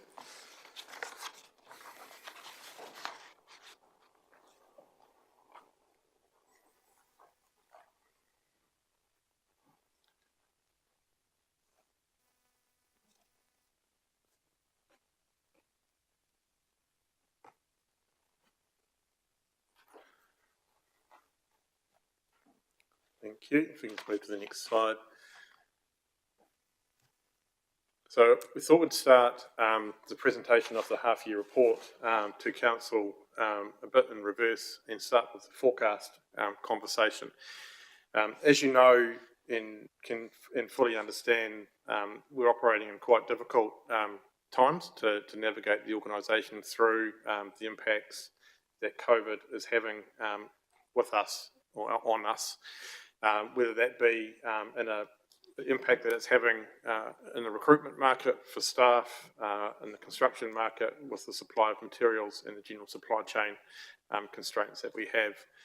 So we, as a matter of course, undertake 2 detailed forecasts to year end throughout the year. One is around the November mark, and we report that back to the exec team in December, and we do it again in March, and again we'll report back to the exec team in late March, and we'll report that back to you as part of the third quarter reporting in September, April, May. But it's where we were at in the first forecast that we looked at. As you can see there, it is touch and go for looking at our rating surplus or deficit. And at the moment, we're forecasting a small overall surplus, but within that is a general rate deficit and a targeted rate surplus. So, these numbers, and we need to premise that these numbers were based on what we knew and what officers knew when they were doing their forecasts back in October, November, and a lot has changed since then. You would have seen in the financials to year end, we're running quite a significant operating surplus against our personnel costs, which is a big component of the organisation's operating costs at around $35 million a year. That's reflective of the really difficult recruitment market that most sectors are actually experiencing at the moment. And there's obviously flow-on effects from that. So whilst on a financial sense that's good, it's helpful, it's not helpful when it comes to actually delivering the outcomes that this organisation set out to do, whether that's the delivery of our operational services or the delivery of our capital program. So, the flow-on consequences of reduced number of staffing, I think as at the end of the calendar year, we're sitting on about 40 vacancies across the organisation, trying to fill those, some of them short-term, some of them slightly longer. The impact of that, particularly in the capital delivery phase, which we'll get to shortly, means that delivering that capital program is more challenging. Positive to that is that we're not spending the money that we anticipated to, and so we've got some savings around our interest cost as well going forward. So we will report back a more refined forecast situation at the next Ops and Monitoring meeting based on, or sooner, depending on how that looks. But we are experiencing, from a financial sense, some positives and some savings, particularly around personnel costs and interest, but that's not necessarily a good thing. We'll have a much more solid view of that in the next few weeks.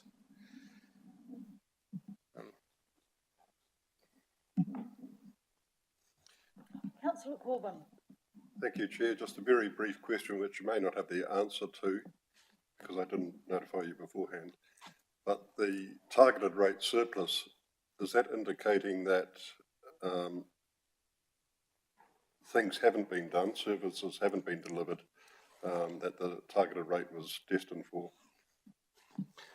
Yeah, so that's across. So our targeted rates generally are in the area of water, wastewater, refuse. They're probably the bigger ones. And in some of those areas, yes, it reflects work that hasn't yet been done, whether that's a timing issue or a difficulty in getting resources to do that. I guess what we have with those targeted rate accounts, we operate reserves, and if one year it's positive, that the reserve supports that. In other years where that particular activity might have struggled financially, we can use the reserve as a way of buffering that impact. So in the end, that may not be a surplus. Correct. Yeah. But we'll have a much better idea in the next few weeks. Just move to the next.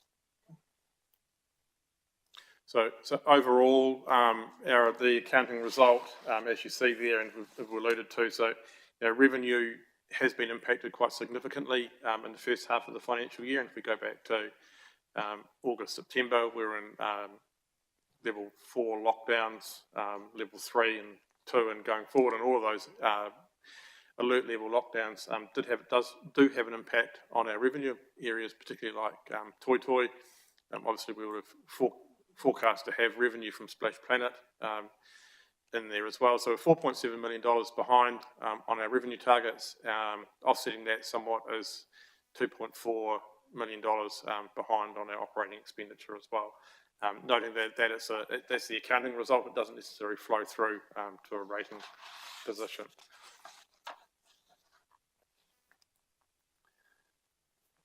Next slide. Back to the revenue, if we can. Thank you. So revenue, as you'll see in your report, is quite a way behind budget to date. Quite a big part of that is around subsidies that we get from NZTO, from Waka Kotahi. That's generally a timing issue as we work our way through it. Waka Kotahi works in 3 yearly cycles. This is the first year of that new three-year cycle in line with our long-term plan. It takes a little while for that to get up and going at the start of that period. So the transport team do expect that they will be able to deliver on their operational program throughout the year. So we expect that to close up by year end. And we're obviously, fees and charges across council are behind budget. And that's a range of activities, whether that's Splash, obviously parking is affected, and Toi Toi as well. And development contributions, which is interesting in itself, is behind budget year to date, given the amount of activity that's going on. And conversation with Mr. Humphreys, who looks after that activity for us, that is lumpy. And in January, February, we received about $1.5 million worth of development contributions from 3 or 4 significant development activities. So that is somewhat caught up, and we're expecting there's a reasonable amount to come through that we can see in the pipeline to year end.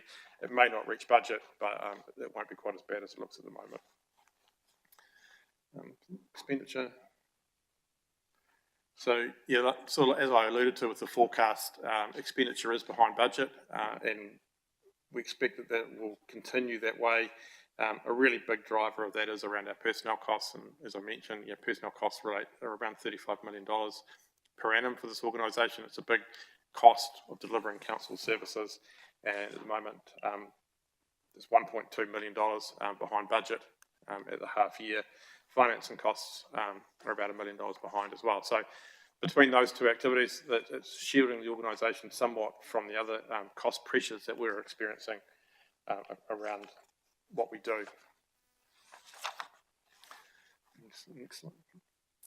And just on our whole of council capital spend, we had an ambitious capital program. So year one of the LTP was $100 million of capital expenditure. Last year we managed to deliver around $93 million. So that in itself was an achievable target, but we also had $50 million of carry forwards that we brought through as well. So that is creating a situation where that with the pressures that we have in the market with our contractors, with the supply chain, we will not be able to achieve that level of capital delivery.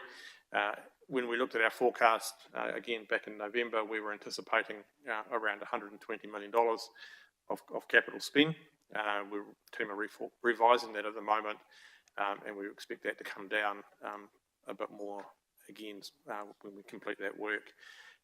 Coupled with that, and we've talked about this before, we're also looking at what impact that will have on next year's annual plan budget as well, and what that means, and whether there's programmed capex into next year that we can push forward, noting that the carry forwards from this year will be significant. So on that note, Madam Chair, we're happy to take any questions, and there's other officers, like you mentioned, that could be available to answer questions. So just from my perspective as the Chief, obviously a pretty challenging year. It's not getting any easier. We will be back to council well ahead of the next ops and monitoring report. We've got a big exercise underway at the moment with budget managers in terms of forecast to year end, because we'll all want to be looking at that year end result, and then the substantive piece of work, as Mr. Allen has said. Obviously we've been building every year a capital works program, close to $100 million last year for the first time. But a sign of success also, as you know, we had a lot of additional capital that came in terms of our success through the Crown. But when you look at last year, we pulled forward $50 million into this year on top of year one of the LTP. That was a circa $107 million of new capital. We are going to have to bring a substantive piece of work here that looks at rephasing the capital works program over the next couple of financial years, because there's simply no way that we're going to get close to what's in the capital budget this year, and the flow-ons into next year mean that we are going to have to look at rephasing the capital program over the next 2 to 3 years, noting that there was whilst a lot of new capital tagged next year, it was dropping away from year 3. So I think there's a chance to rebalance this in a sensible way over the forward period. Questions? If there are questions?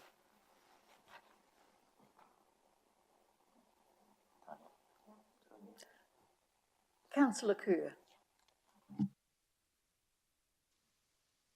Thank you. I'm just picking up a comment in the report about development contributions and just clarifying my understanding. Given that they are essentially a project that is going to happen in the future, and no doubt are priced at that, do we review the quantum that we collect of development contributions each year, or is that only done at annual plan? At long-term plan? Through you, Madam Chair, we review that annually. So the inputs that go into the calculation of the development contribution are reviewed annually, and that's around the level of works that we forecast that we need to do over the next 10 years, in quantum and in value as well. So we do review that on an annual basis and look at that. What we don't do annually is to look at the assumptions around growth and uptake. We do that on a 3-yearly basis. Thank you. Councillor Sears. Thank you, Madam Chair. Thank you, Mr. Allen, for the report. And my question, the Chief's sort of just answered it, but given the need to push so much capital work, which I understand, and relating that to the rising costs of construction and labour and fuel, we've had this conversation before with some budget blowouts. I suppose I'm interested in how we are revaluing capital works and the programs, and if we're looking at pushing over that time, what sort of expectation we can have around changes in costs, or maybe even what needs to be taken out of capital works program, on the basis that some may well now be costed out of even a 2 or 3 year plan. Not sure exactly of my question, but I think you know what I'm asking. Through you, Madam Chair, and Mr. Thu might be able to help me out on this one, because it's certainly something that we discuss on a regular basis, that if we do push projects forward and carry them forward, you know, we're basically carrying them forward at the value to which we budgeted them originally. So we do need to be mindful of that, and that when we are pushing projects forward, that we're actually revising what we think the cost of delivering that project will be. But Mr. Thu? Through you, Madam Chair, I think you've covered it, Mr. Allen. We also have, as it's talked about in the next report, or in Aaron's report, even projects this year that are underway actually have some cost overruns. So whilst not all the projects will get done, we'll be using some of the capital allowance that we have this year to actually finish the works that are in this year, given the significant escalation, particularly in the vertical build space. Can I just follow up on that, Madam Chair? Yeah. We did have a discussion about this probably 6 or 8 months ago with the cost overruns on the municipal building. And I asked at the time whether any of our big capital projects should be reassessed with a more realistic contingency figure, knowing that this was coming. So when you say that some capital projects in this year and probably beginning of the new year and going on from July, how much contingency have we built in for those cost overruns? Not enough relative to, through you, Madam Chair, to what is happening in the construction market now with construction price inflation, supply chain constraints. So when we bring back the capital work program, we will be looking at the rephasing, but in a number of areas. The actual cost to complete work bear very little resemblance to the costings of some of these projects that were done a year, 2 years ago. So those are the things that we will work through with the council when we look at the capital works program. Councillor Barber. Hey, kia ora tātou. Just in terms of our revenue down by 4-point-something million year to date, where are we expecting to make that up as the year goes forward, or is that just kind of a trend that is expected to continue? I think if I can start through you, Madam Chair, and then hand back to Mr. Allen. I think it's a mixed bag. So clearly a couple of million of that revenue is relating to subsidies from Waka Kotahi that we kind of expect. This normally plays out in year 1 of a 3-year National Land Transport Plan. We expect to catch that up. You've also got, as I think Mr. Allen's just said, at the time that this covered in terms of the financial results to the 31st of December, we had quite under against budget for development contributions, but we've seen a wedge of money come in at the start of this year, and that's usually a timing issue. But we have got some trend lines that aren't going to get any better. Toi, there's not much revenue coming in. Splash, and we've had that conversation, no revenues come in. Things are pretty quiet in town, and parking revenues are down quite a bit, and that's not going to improve, for a little period of time. So it's a bit of a mixed bag, I think, on some of the big items that drove the 5 million, a couple of $1 million of subsidy. We expect that to correct itself.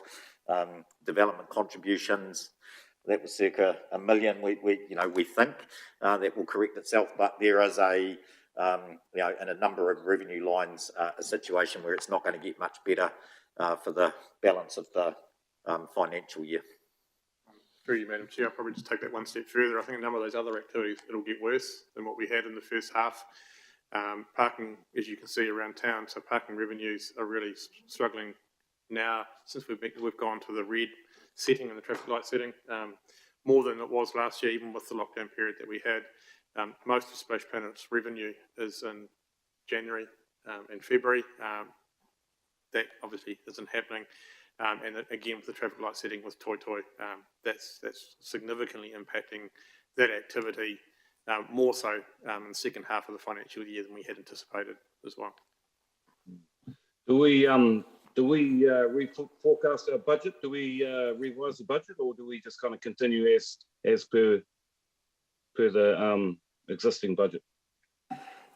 Through you, Madam Chair, no, we are in a very active reforecasting process with all of our budget managers at the moment, looking at all of our costs as we've outlined. Obviously, you know, the thing that's changed, but it has some implications as well, is obviously we're saving quite a lot in terms of the current level of sort of vacancies, but we are working through with all of our budget managers now, in effect, a forecast that will become the budget as we run into the end of the financial year, and we would expect to be talking to Council about that at the beginning of April. So we expect to have finished that reforecasting by the end of this month. Councillor Sholem. Thank you, Chair. And I've got a horrible echo back on me, so if someone, thank you, turned off the microphone. Just echoing some of the comments that have already been made, and really heartened to hear that Capital Works program is going to be brought back to us for review.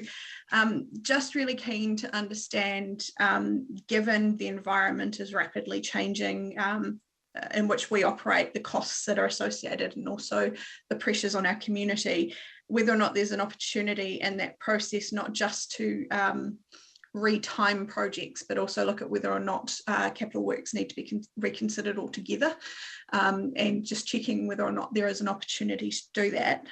Also, just before I stop talking and allow you to turn your mics back on, keen as well to understand, as part of that process, how we need to review our contingency figure planning going forward, given that the costs are just so much greater these days. I'm just concerned that things are continuing to escalate, and our contingency planning in terms of accounting is just not keeping up with what the pressures are today. Through you, Madam Chair. So on the contingency front, you're absolutely right. So, you know, we've had a number of conversations with you around next year's budget. So whilst we're doing this reforecasting, we'll get an understanding of where we think the financial picture will land for this financial year, noting that we only get one opportunity to strike the rates for the year, so that reasonably significant piece of income is fixed. But for next year, you know, we've had conversations about the challenges that we've got forward for next year's budget, and maintaining our operations in line with that budget, given the escalations that we are experiencing. We do have an opportunity to factor in some cost escalations into the budget where we know that they're coming through, particularly with our contracted. Whether that's going to be sufficient, time will tell. We're already seeing feedback from our major contractors where they're experiencing cost escalations beyond what we've put in the budget. So I think, yeah, next year's financial result is going to be very challenging. So just back to the first part of my question, which is that Capital Works programming review. Is that going to give us an opportunity as well to consider whether or not all of the capital works that we have approved should be continued, or can we review that as well? I think that will be part of the process that we work through around deferring and questioning whether some projects should be included or not. Okay, thank you. Councillor Nixon. Thank you. I guess the die is cast for this year. I mean, it's March, we've only got 3 months to go, so what's going to happen is probably already happened. But looking ahead and reading between the lines, rising interest rates, rising fuel costs, all these things, these will have a huge impact on ordinary consumers. And I'm starting to wonder to what extent we have flexibility, as Councillor Sholem just asked, in our capital budget, because if there is a slowdown, and some experts seem to be of the opinion there is about to be, can we start reducing things without causing mayhem?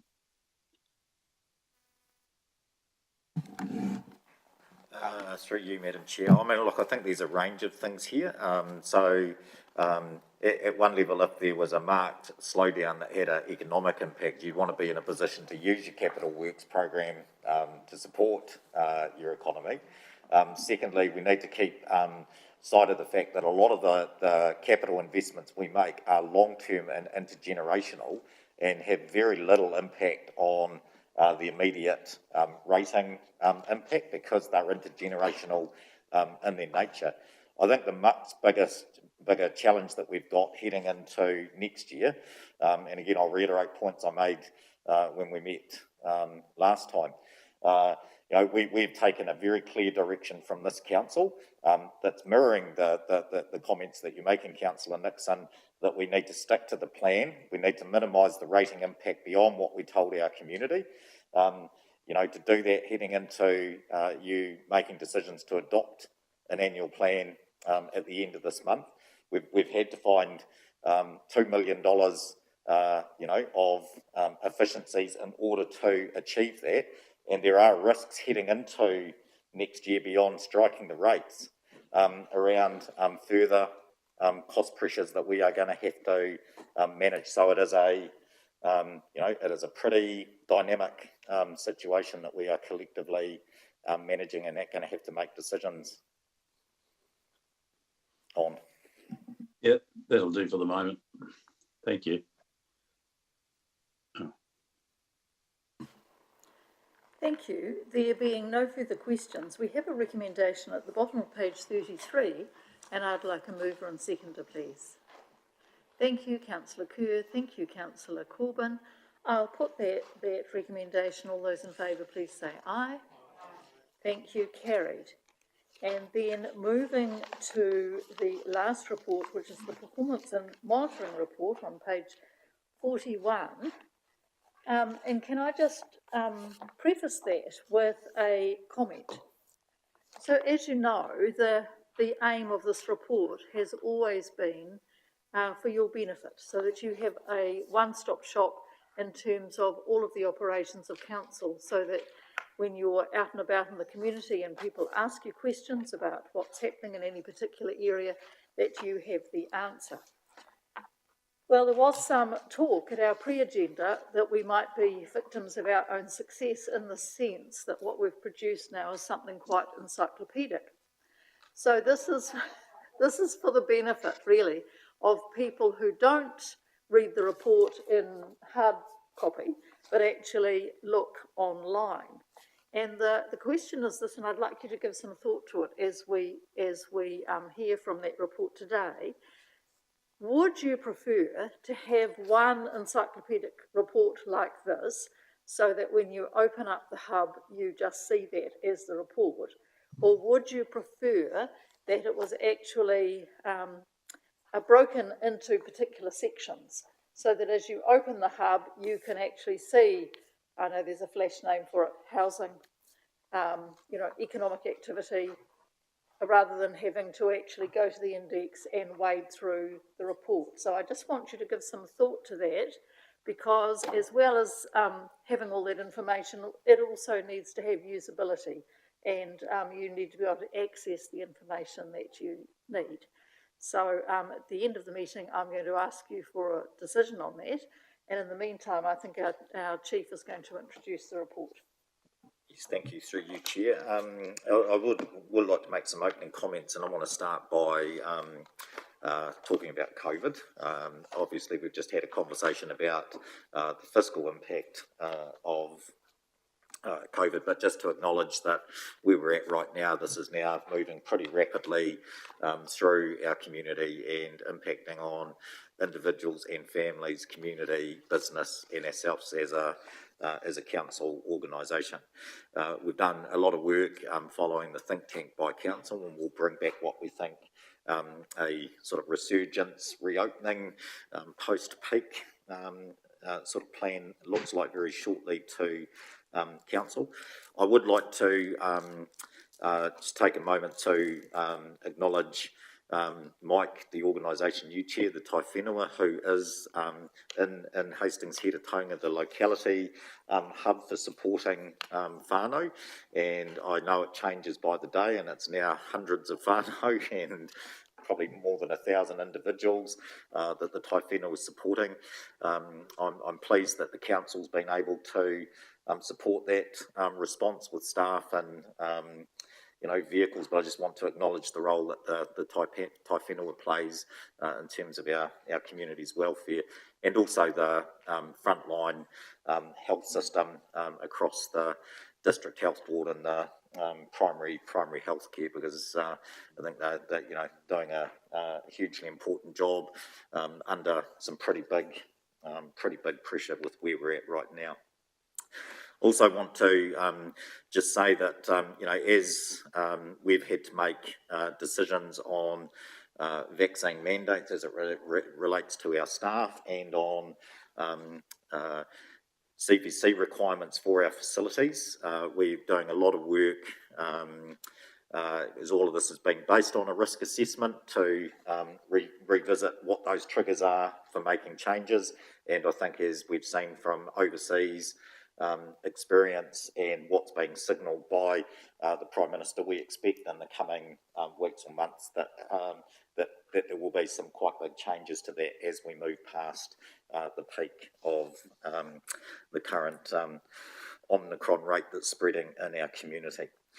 I would like to sort of say that notwithstanding all of that that's going on right now, the fundamentals for Hastings still, whilst there are a few headwinds, look really sound, and wanted to comment on the economic data that's just been published for the 2021 calendar year, which I think speaks to things that we can be proud about in Hastings.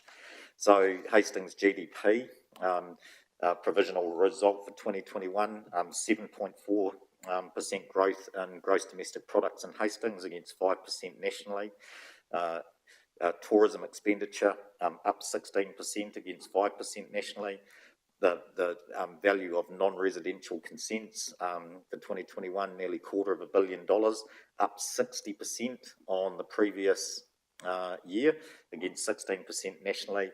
And associated with that, commercial vehicle registrations that were the highest in recorded history in New Zealand at 25% and 45% in Hastings. All economic data that is pointing to some really solid economic fundamentals for our community.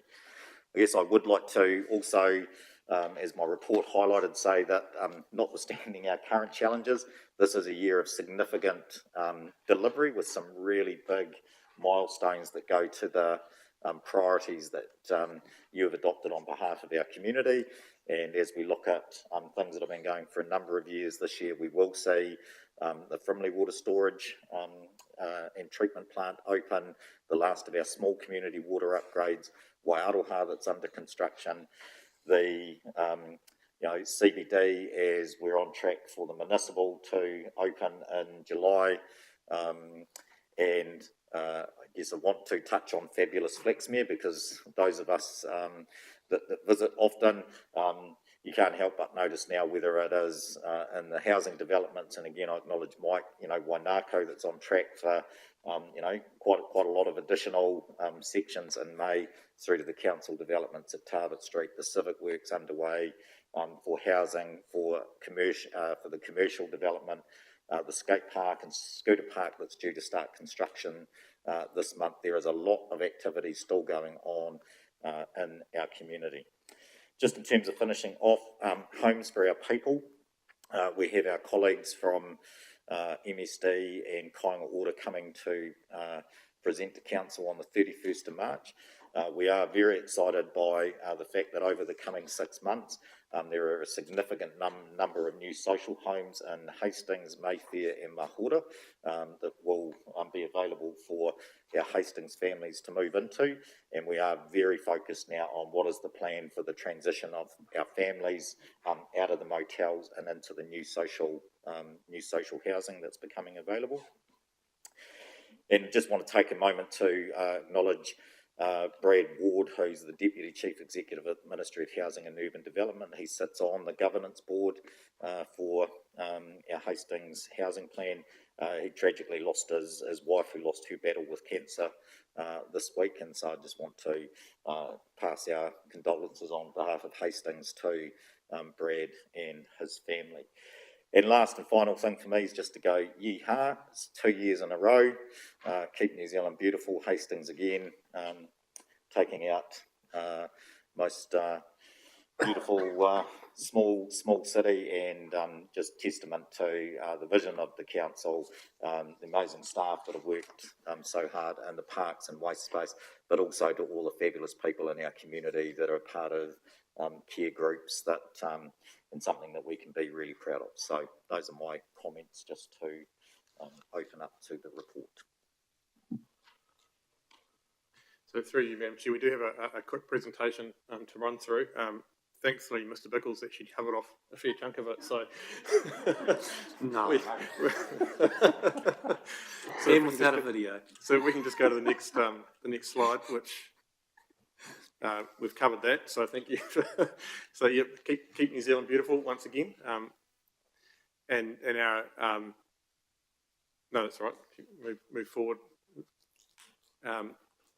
So what we've done, like we've done previously, the presentation really just covers off the 8 strategic priority areas of the long-term plan, and that's how the report's structured as well. Mr. Bickle talked about the report that we got from Infometrics and some of the key measures that have come from that, and how the gross domestic product of Hawke's Bay and Hastings continues to grow. And I guess really for those, just it's one of those technical terms. It's a bit of a funny measure, but when we talk about gross domestic product, it is really around trying to get a value of all the goods and services that are produced within our area, and it is a good measure because we can sort of see how much our economy is either growing or shrinking, depending on what's happening using that measure. So, but yeah, as Mr. Bickle alluded to, whilst there is a lot of really good stuff going on, activity is still really high. COVID does remain challenging for a number of our businesses and business sectors, and particularly around our CBD, our retail, and certainly with our friends in hospitality as well.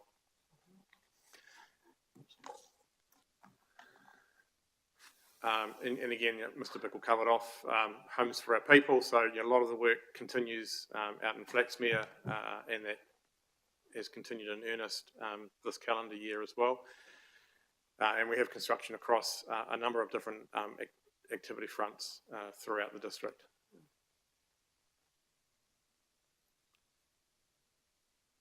I might actually just ask Mr. Thu if he could just jump in and just cover off the next couple of slides around getting around and our environment. Through you, Madam Chair, all this slide is really pulling out from the report. It's been a big year of projects, but difficult year, as we've talked about earlier, items around material supply. That great little picture on the bottom left, so the end of March, we should see the opening of the boardwalk along Taurua Road. Mount Eden Road is underway, recognising the issues that we have had with Warwick Road, and we're doing, there's a lot of oversight and management to make sure we get that completed this time once and for all.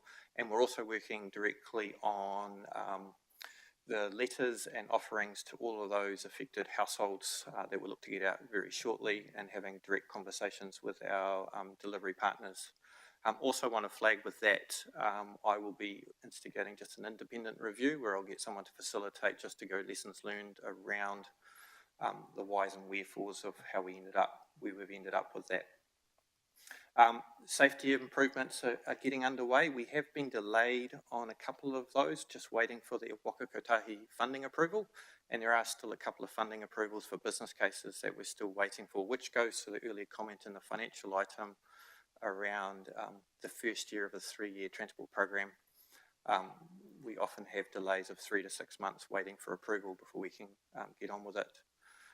The other one that's not noted up there is we're currently evaluating the tenderers, so the contractors who put tenders forward for the Napier Road, Crosses Road roundabout, with that looking to get underway once we've selected an appropriate contractor. Next slide.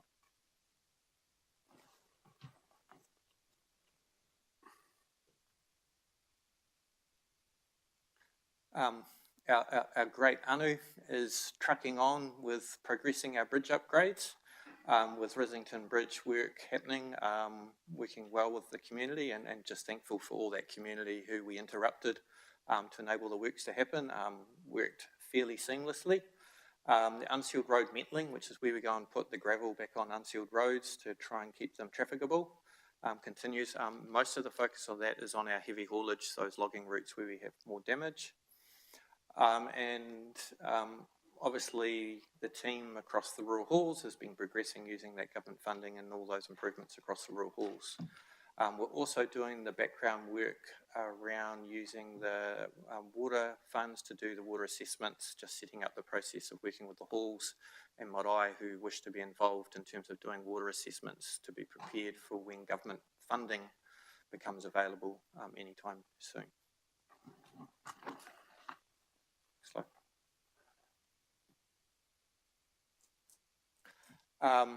Lots on this slide across. Obviously, you've all seen the work and the interruptions of Waiaraha and the Eastbourne project with all the pipelines going in. And obviously just out next to this site with the concrete pad and now the roof slowly going up. That's tracking generally to plan, and the team have some contingencies to keep moving on. Frimley is going well with the planning for the commissioning work well underway. We do have a challenge with some of the COVID delays, as it has meant that our small supplies and the big supply, some of the commissioning are overlapping, and so it's just about how we can manage our resourcing across our operations staff so we can keep the day-to-day work going as well as turning on all of these new wonderful facilities.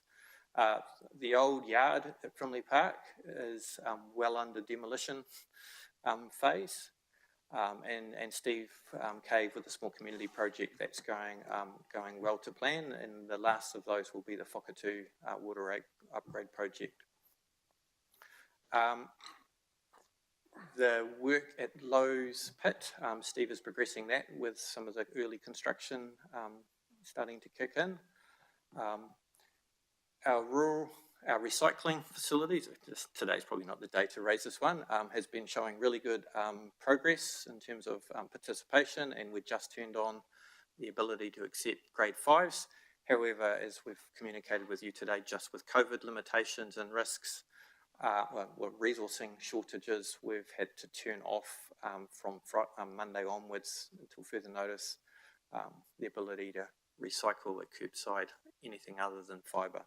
It was important that we focused on fibre because that directly goes into Hawke packaging, and it also it has the least resource requirements because we don't have to truck it out of town. Thankfully, we were successful in receiving a consent for the landfill extension, so the work is fully underway now to get the design work and the pre-consenting requirements all in order to enable that full multi-million-dollar construction to enable the district to carry on receiving waste in a safe way from 2024-25 onwards. Anyway.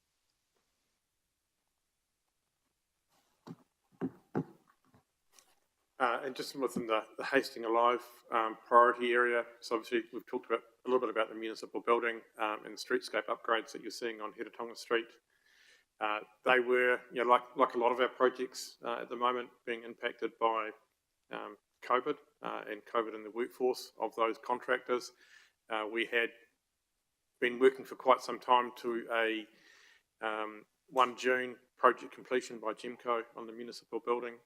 In the last couple of days, they've admitted that due to the impacts on their workforce and their subcontractors' workforce, they won't be able to achieve that. So we're just working on what a new sort of anticipated completion date will be, but likely to be looking at a project completion sometime in July.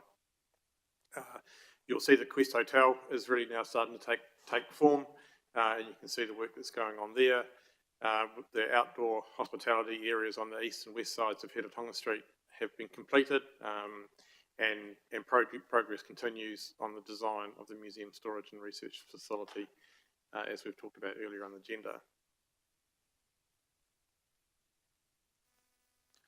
So I've got online Ms. Dinwoody if we need, but really just covering off a couple of other priority areas. So pathways for our people.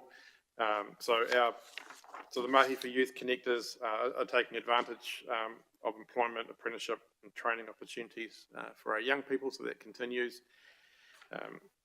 Mahi for Youth Employment Connectors are working closely with Tumu Timber to support its Building Futures training program. The Serve the Bay Industry Evenings held to link employers with job seekers. We've had 12 young people receive council youth grants, and the new youth strategy is currently being worked on, and as I understand it, something like 840 submissions have been received on that youth strategy as well. We can just move to the next slide. And then just lastly, the last of our priority areas around enhancing where we live. So again, we've talked about this before, but COVID has had a significant impact on Toi Toi in particular, and this Hastings City Art Gallery around events and exhibitions. That was in the lead up to the end of the calendar year, the first half of the financial year, which this report relates to, and it even more impacted as we went into the red level, red setting in January. So a number of events have been cancelled, and that has impacted through Toi Toi in particular. The Edible Fashion Awards were reworked and to fit with the COVID requirements. The team did a fantastic job to enable that to happen. The Hawke's Bay Arts Festival still managed to deliver 12 remodelled events at Toi Toi, and the desire to continue that on through March was stymied by COVID as well. Our libraries, community centres, sports centre, obviously they face the challenges that we have with the red traffic light restrictions as well. But we do have a high level of activity in our parks and green spaces, including hoops in parks, portable pump track, playground planning, and reserve upgrade consultations that were completed in this period of time. So, Madam Chair, just happy to take any questions if there are any. Councillor Hawke. Thank you. This is always a fantastic report, and I just wanted to pick up on something that you, Chair, brought up at the beginning, just in case I forget, and I've also just got a text from my daughter saying I've got to go and get her. But one that I've been asking via councillor requests for the last couple of weeks has been information around Warwick Road, and then I note in this report there is pretty much just one sentence around Warwick Road, and so it's been a challenge to try and get deeper information. So I do wonder, because you're asking around the formats and stuff going forward, whether there is, with the electronic version of this, hyperlinks or something to what is a project report or project timeline or something like that that enables us to get that deeper information. I do ask for councillor request information from time to time, and just that sometimes it's pretty quick and sometimes it's quite delayed. So that's just a little bit of feedback from me, please. Thank you. I'm actually going to get Mr. Few to respond to that, because we have given some talk at various, or we have given some thought to a works kind of thing, not unlike what you're referring to. Mr. Few. Thank you, Madam Chair. Yes, so there's a couple of items we've got under. Firstly, apologies for the time delay on that. To be fair, there was a fair amount of shaking of trees to get what is an extremely detailed report, which I wouldn't hope to have to provide on every project, but given the significance and issues on that one. So what we're looking at doing is, on top of just the RAG reporting, the red, orange, amber summary, is providing you through, and it might be too much detail at the start, and you'll see a little bit as an appendix to this report, there's what we call a Gantt chart, which shows the project progress and all the stages. We can load up onto the hub as that gets updated every month, which shows all the project statuses. So when you're inside that, particularly the detailed one, it'll show, like, for example, tender evaluations, the days. It won't have in a construction project the contractors program, So what we've also been working on is the major project summaries, which are 1 pages for critical projects, the bigger projects, where it would have a breakdown of Waiaraha, a breakdown of the Blacksmith housing, breakdown of the Napier Road project. So we're just trying to work out the right balance for the right projects to give you the right information. Great. So could I suggest that rather than implementing what it may well be, that actually a template is created first and foremost that we could review and just see if it is actually fit for purpose? Because I agree there are a lot of things that we don't necessarily need all of the detail of, but you know, it is duration of project, is it on schedule, you know, budget, they're just questions that we actually get asked in the community, and it can be a little bit of a minefield actually trying to find some of that information. Thank you. Can I just ask if, Councillor, if you could review the work that we've inserted into this report for the first time, around pages 73 to about 78, like Mr. C talked about, just trying to pick out the bigger projects, not necessarily the big in value, but also of significance and of interest. Warwick Road wasn't one of the ones that we identified, possibly should have been, and that might have answered some of your questions. So that's a first cut in this report around trying to identify those bigger projects, where they're up to, the risks that they face, and the sort of the financials around them as well. So yeah, be really interested to have your feedback on that. So thank you. As you're aware, this is a work in progress, and we're constantly focused towards producing something that answers the questions as they arise and help you be more responsive to the community who are, of course, engaged in many of these things. Councillor Watkins. Yes, thank you, Chair. A question to Craig, please, just relating to Lowe's Pit. If the 3-barrier approach performs as is hoped, Craig, could this potentially mean there would be no future need to fill Lowe's Pit? As per, in short, yes, that what that solution does enables us to monitor its effectiveness, and council can then make a call whether it wishes to proceed with filling it in as per the original direction, or take the option of leaving that water body as it stands. So in terms of time frame for that to come back to council to make that decision, what are we looking at? 1 year, 2 years, 3 years? I would need to just confirm with the team, but it would at least be 12 months, probably more like 2 years to confirm. You've had a couple of storm events to make sure everything is operating at its fullest extent. Thank you, Craig. Mayor Hazelhurst. Kia ora. Thank you for a very thorough report, and I do have a few operational and monitoring questions. It is quite a minefield to get through, so I have got a few. First and foremost, I'd like to have an update on the renewals of the street upgrades that the CBD landlords pay into, Craig, every year. And it might be the time now that we consider how we do that while the city is so quiet. So as you have a plan, what streets next? Is it possible, please, to have that plan shared so we can determine when's next and how we can manage through this time, which is, as Councillor Watkins said the other day, 220 empty car parks in town.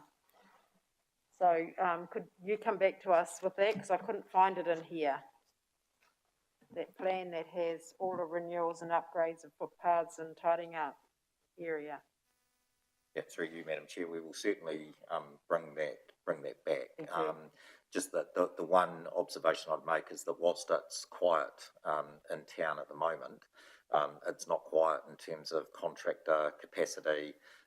You know, we're working pretty hard to keep the current streetscape program that's been agreed to by council on track. So whilst it is quiet in town, there's not a lot of capacity in terms of the firms that do the work, but we will bring back that program, and it's also part of our capital and renewals program that you'll have a more extensive look at. Cool, thank you. The next one is the car park underway and getting underway at the Hastings Cemetery. Can you tell me when that's budgeted for to get this tree work done and the car park built? Through you, Madam Chair, next financial year. So after 1st of July? Correct. So the concept design work is underway with construction of the first stage, because we phased the budget with construction of the first stage from after July. Cool, thank you. Road signs. I'm not talking about street signs, I'm talking about road signs. I'm not sure who's responsible. These are our local road signs. But I've taken photos of many of them in very, very poor condition. St Albans Street, Havelock, there's signs down Heritonga with no sign attached. Who is responsible for road signs and renewals? That's an activity through the transportation team. Cool. Do you want me to take them out for a drive? Can, or if you've got the list, I'll... Yeah. Mr. Thew is well aware of this because and is working through it with the team because the chief executives had the same conversation. We're talking about the great big faded blue signs that you can't even see from distance. So all across from Pakawhai, Havelock, Heritonga, St Albans. Yep. Yeah, so it would be worthwhile, through you, Madam Chair, just Mayor Hazelhurst, to get your list, because definitely I've had conversations and drives with the Chief Executive around the big, what we call ADSL signs, the directional signs. Yep. Currently, we don't have approved funding for renewing those big signs. That was part of the money when we had to make prioritisation of the money cut. But that's around the work we're just doing to work to how can we reprioritise within the available funds.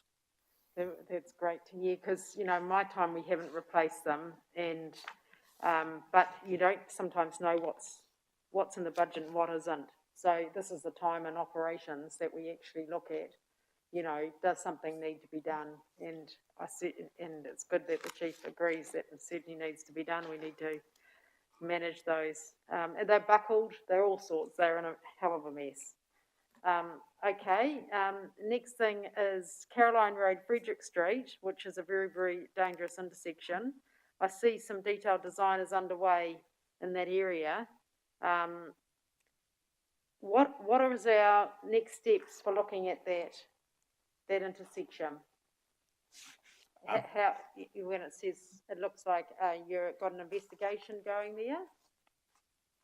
Through you, Madam Chair, the team are working through what the intersection might or should look like in terms of intersection options, and then my expectations is that'll come back via most likely district development in terms of options to then move forward.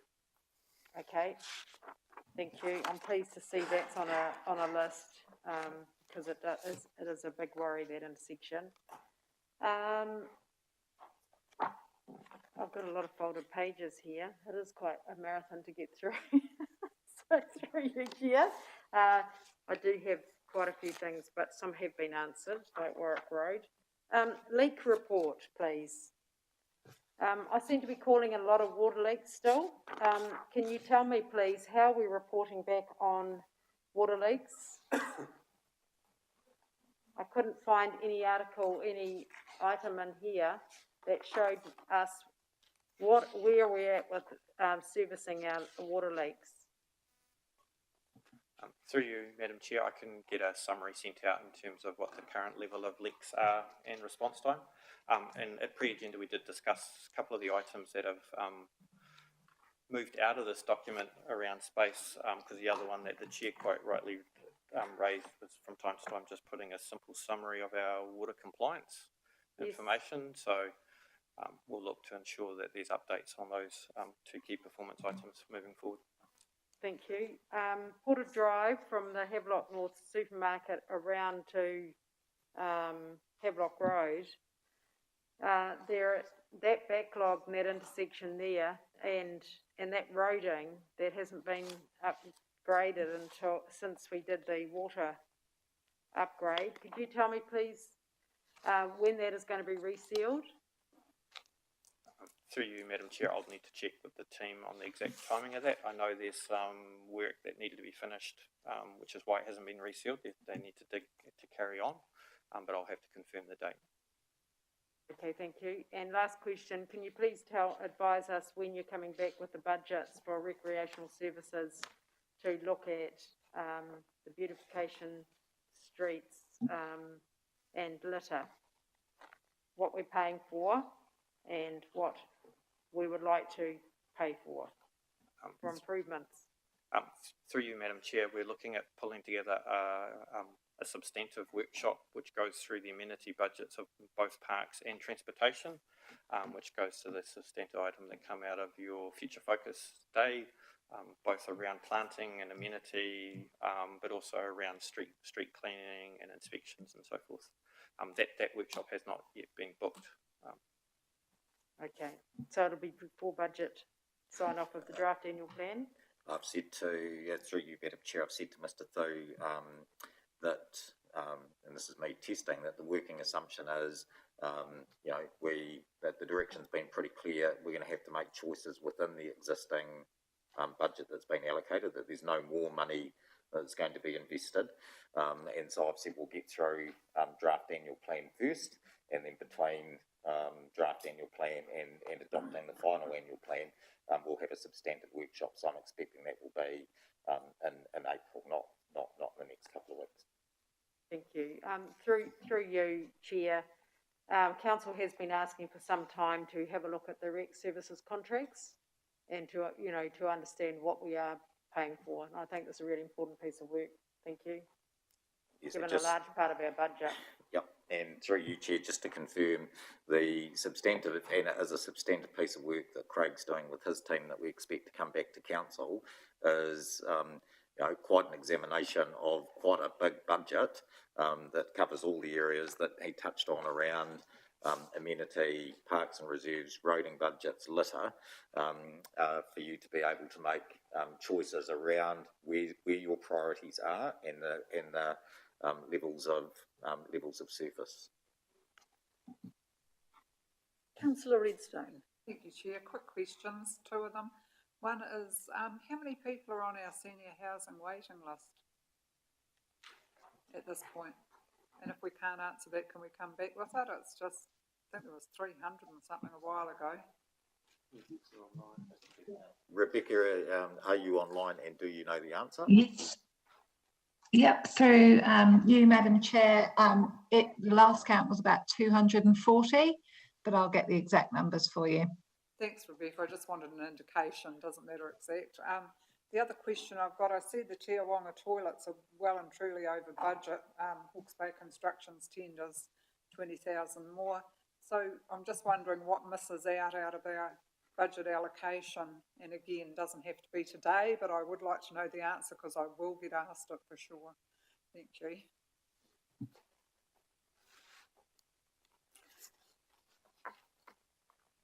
Given that we seem to have no more questions, could I just have some feedback on that proposition I put to you at the beginning of the meeting as to whether you would prefer one chunky phone book sized document or whether on the hub you would prefer it to be under an umbrella but broken into those particular areas so that you could more readily access things that you were looking for in particular.